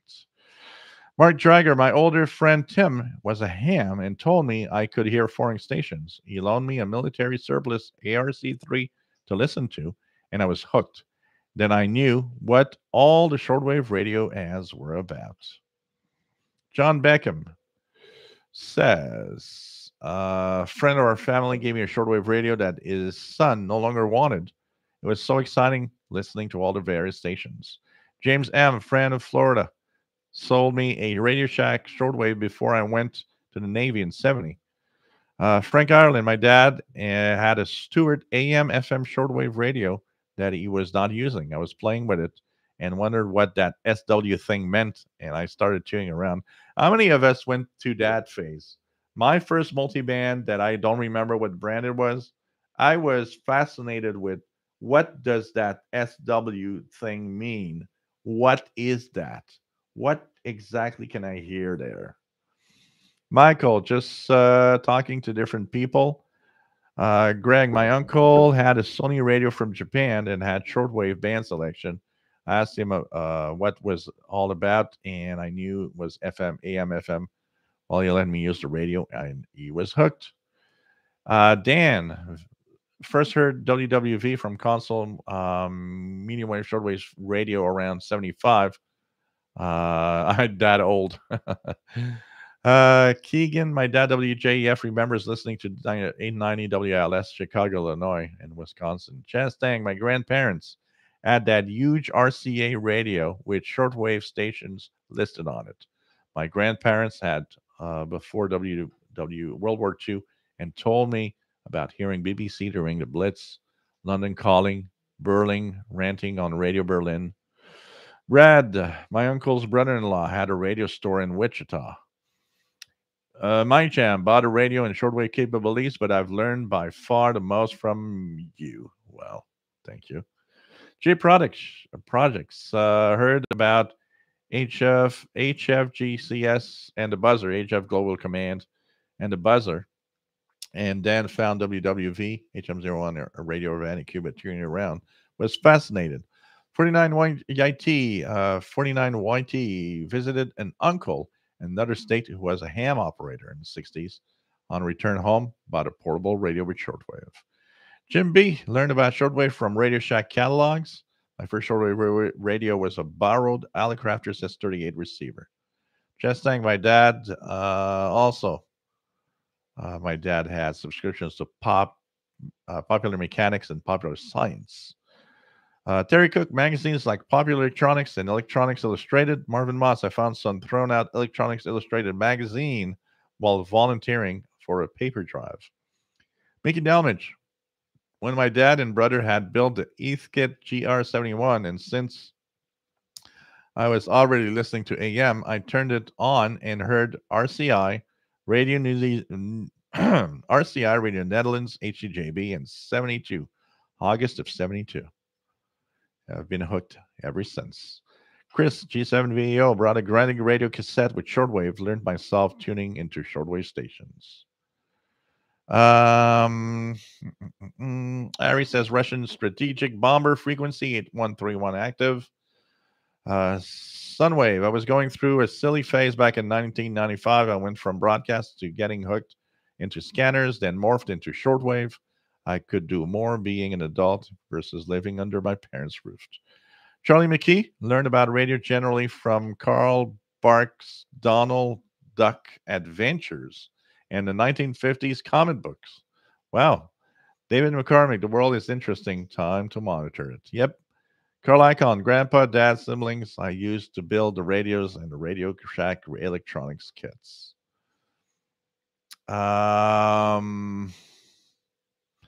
Mobile Armor Strike Command just received a VOA SES 80th anniversary by contacting W4A and W8O. Really cool to make the contacts. I was looking for them. I'm trying to make contact with the VOA stations. I was looking for them the other day. So you got a certificate. Cool.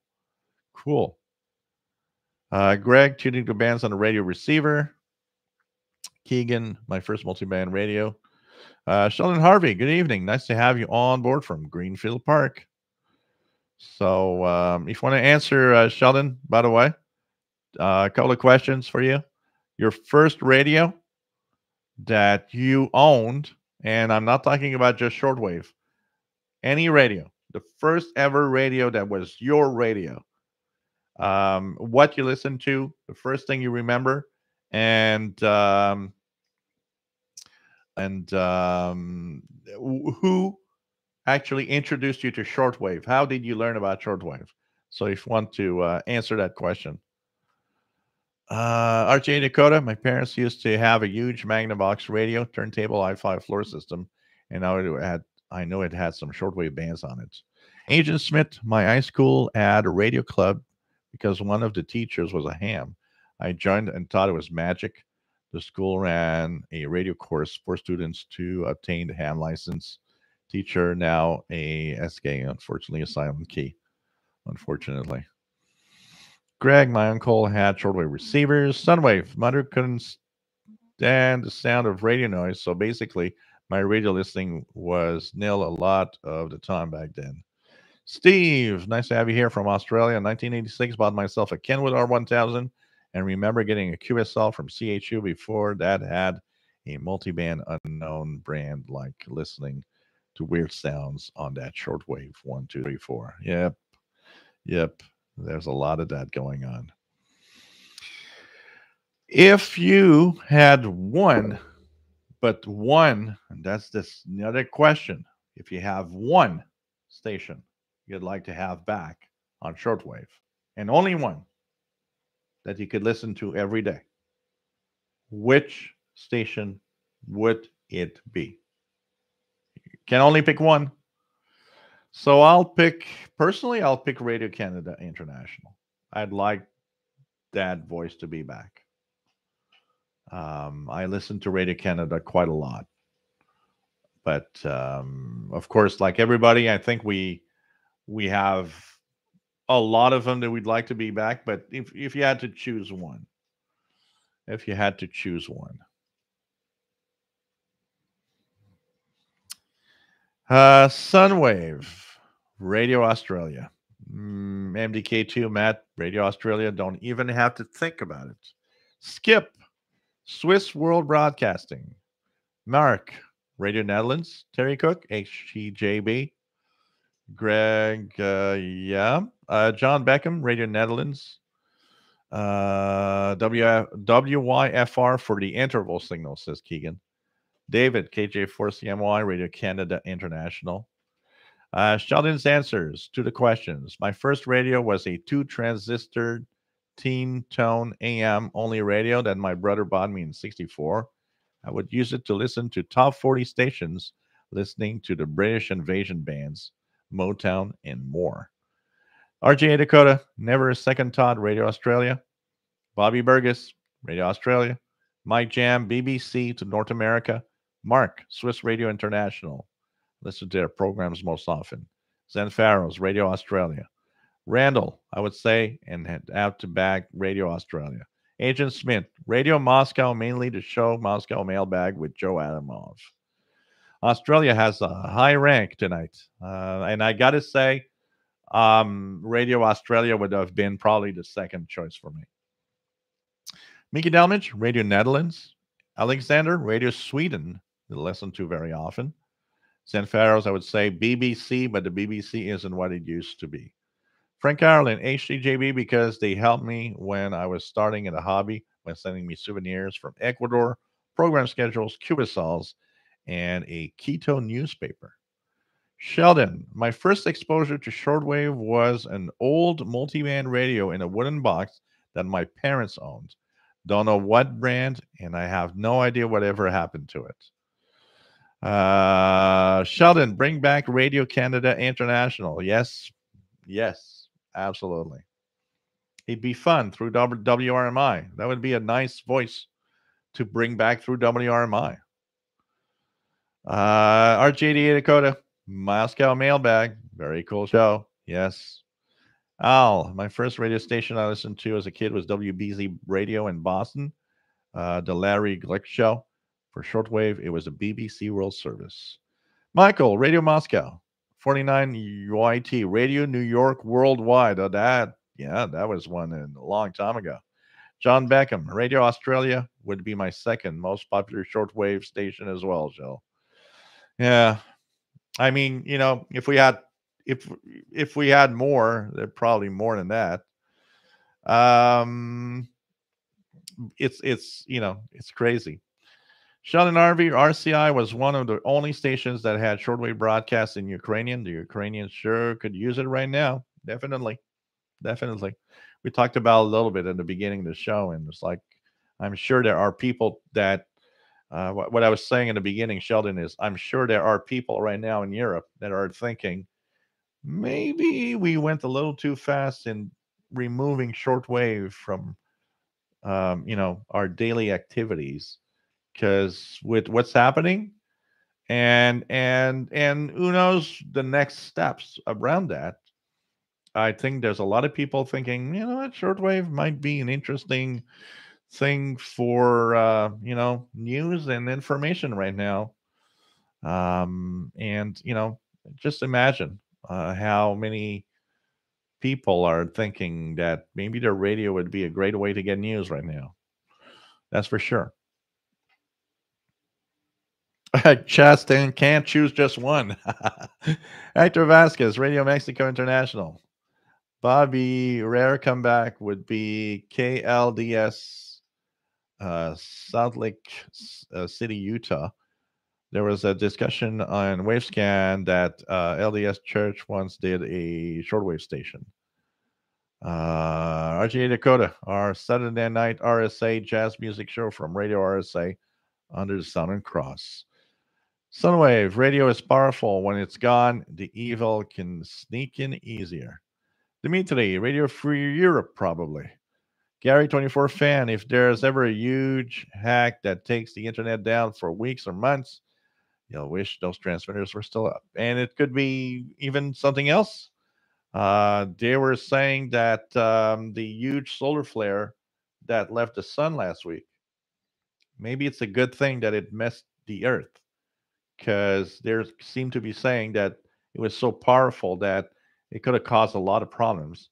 And you know what? If you take down the power grids, shortwave would be a great way to get some information suddenly. Frank Ireland, HCJB read my letter on musical mailbag. I had it on cassette for many years, but eventually lost it.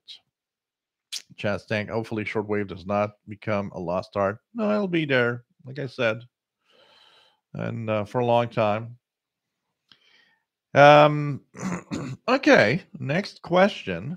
For those that write to a radio station, what was the first ever letter you sent out to a shortwave station?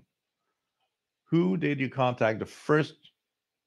And on the same question, who did you QSL for the first time? So, first letter, because it might not be a QSL. First QSL. It could be the same also, because maybe you wrote the first station for a QSL also at the same time. But maybe you wrote the first station just to write and a QSL for a separate.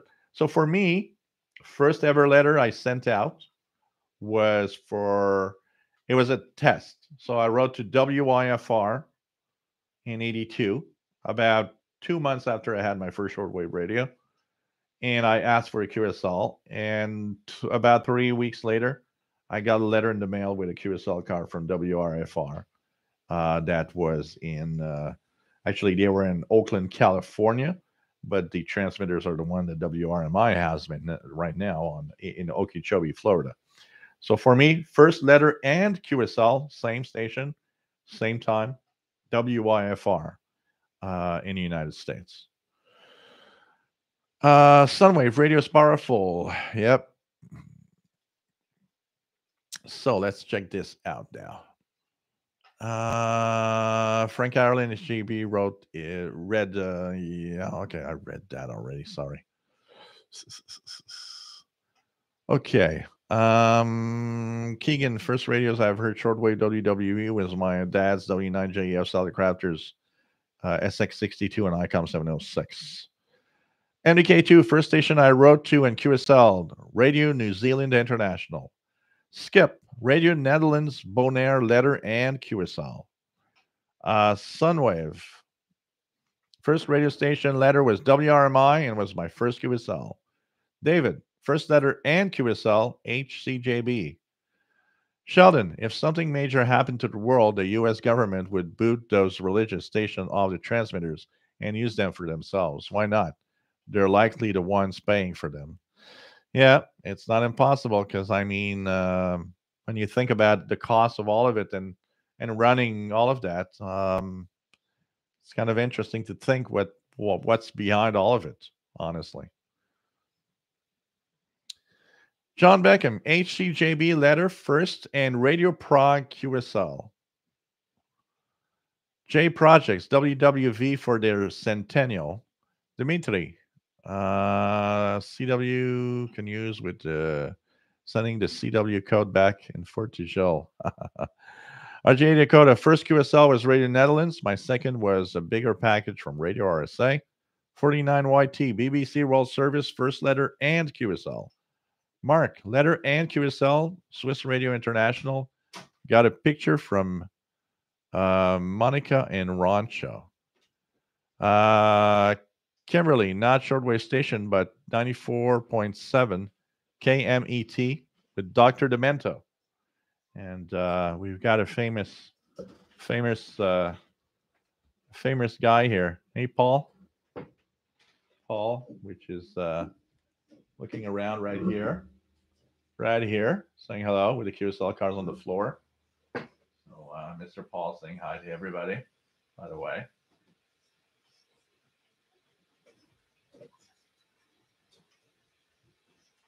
Hey, Mr. Paul. So Mr. Paul saying hello to everyone.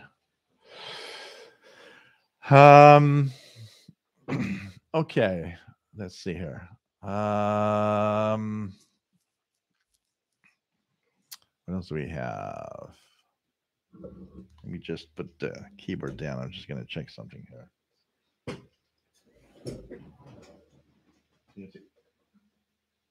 What's that? Get that.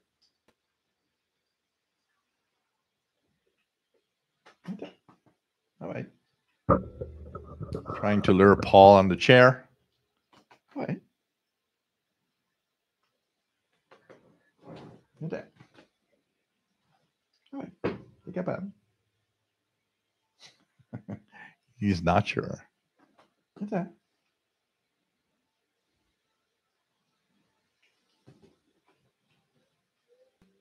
All right. Get that. That's it. Okay. Will we have Paul? Yes, yes, yes. Get that. Get that. Get that. There we go. Mr. Paul is in the house. And here we go. Ta-da! Mr. Paul is here. So what else do we have? So Mark has 49YT BBC World Service, first letter and QSL. Mark, letter and QSL to Swiss Radio International. Got a picture from Monica and Roncho. Kimberly says not a shortwave station, but 94.7. We talked about that with Dr. Demento. MDK2, it is interesting that there are currently active shortwave broadcast stations at the Four Corners, Alaska, Southern California, Florida, and Maine. Yep. And they're the perfect, when you think about it, just think about it seriously for a moment. They're the perfect position for broadcasting everywhere across the world when you think about it.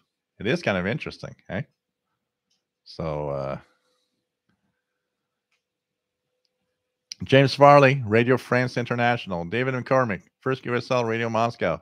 Miki Dalmich, first ever QSL was Radio Netherlands, August 23, 1972. QSL them every year on that date until they closed. Great collection. Wow. Frank Ireland, HCJB for QSL, and the musical mailbag. Sheldon, first QSL Radio RSA, the second Radio Baghdad. RJDA Dakota, first QSL, Happy Stations, Radio Netherlands, still posted on the wall, 1976. Greg, the BBC. Everybody saying hello to Paul the Cat, of course. Huh?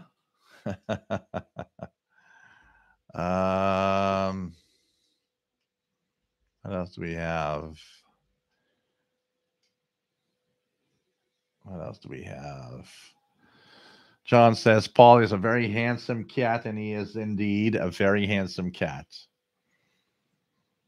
Matt says seeing Paul just made me my daughter Audrey's night. As for Audrey, hey, look at that kitty. Yeah, baby. Look at that. Look at that kitty. Beautiful kitty. Alexander, I wrote to Russian service of RCI a couple of months before their ending. They send me CDs with English and French lessons for children. Wow. Just thanks. Snail mail to WHAS. I enjoyed Milton Mitt's show, local guy, and heard it over 300 miles away. Yeah, I know, Paul. Ow. Paul is. um, do adopt a cat, John. You're going to be happy. Skip, take care, my friend. And he's going to be down on 80 meters tonight. And good DX, Skip. Have fun on the radio. Paul's first radio was a cat's whiskers. Oh, man. I know what he wants. He wants food. Is Paul the cat learning Morse code? He's learning how to use my FT450, that's for sure. Oh, man. Ari, yeah. So Chastank, first shortwave QSL Radio Canada, send me swag and a caricature drawing of the Royal Canadian Air Force characters. Radio Paul International QSL, please. Everybody wants a Radio Paul QSL. Pause code, yep. And he's learning how to bite when I don't give him enough food. Take care, Frank. Yep, he's a content kitty, that's for sure.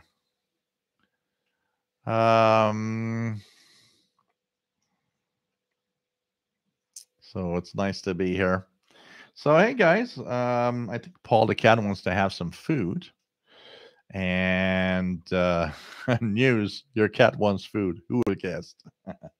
Nice. Look at that big cat, chunky cat. So it was fun tonight. It was fun to ask you guys questions. I'll have more like this, asking questions.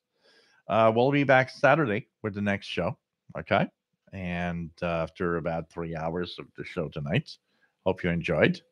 On Saturday, we'll try to do a little more tuning to bands like we did a couple of weeks ago that you guys enjoyed. So I think it's going to be a lot of fun for that. Hope you enjoyed. And now I've got cat hair everywhere on my face. So I hope you enjoyed the show tonight. It was fun to do the show as usual. And hope that you are going to join us for Saturday for the next show. It was great to be here. Nice to have you answers, guys. It's really cool. You know, we all come from so many different ways of, how did we get into this? Especially when you look at how many people don't know that this hobby exists. Is how did we get into that hobby? So thanks for your answers. It was awesome to have the interaction tonight. Keep Shortwave alive, guys. Keep listening, especially now. Keep listening to anything that you can listen to for what's happening with, Ukraine and Russia and all of that. And stay safe. And see you Saturday, guys. Love you all. Okay. Paul saying hello to everybody, as usual. As usual. Of course, he's looking at me, but he loves you guys all the same. So take care, my friends, and see you soon. Okay. Bye bye. Stay safe.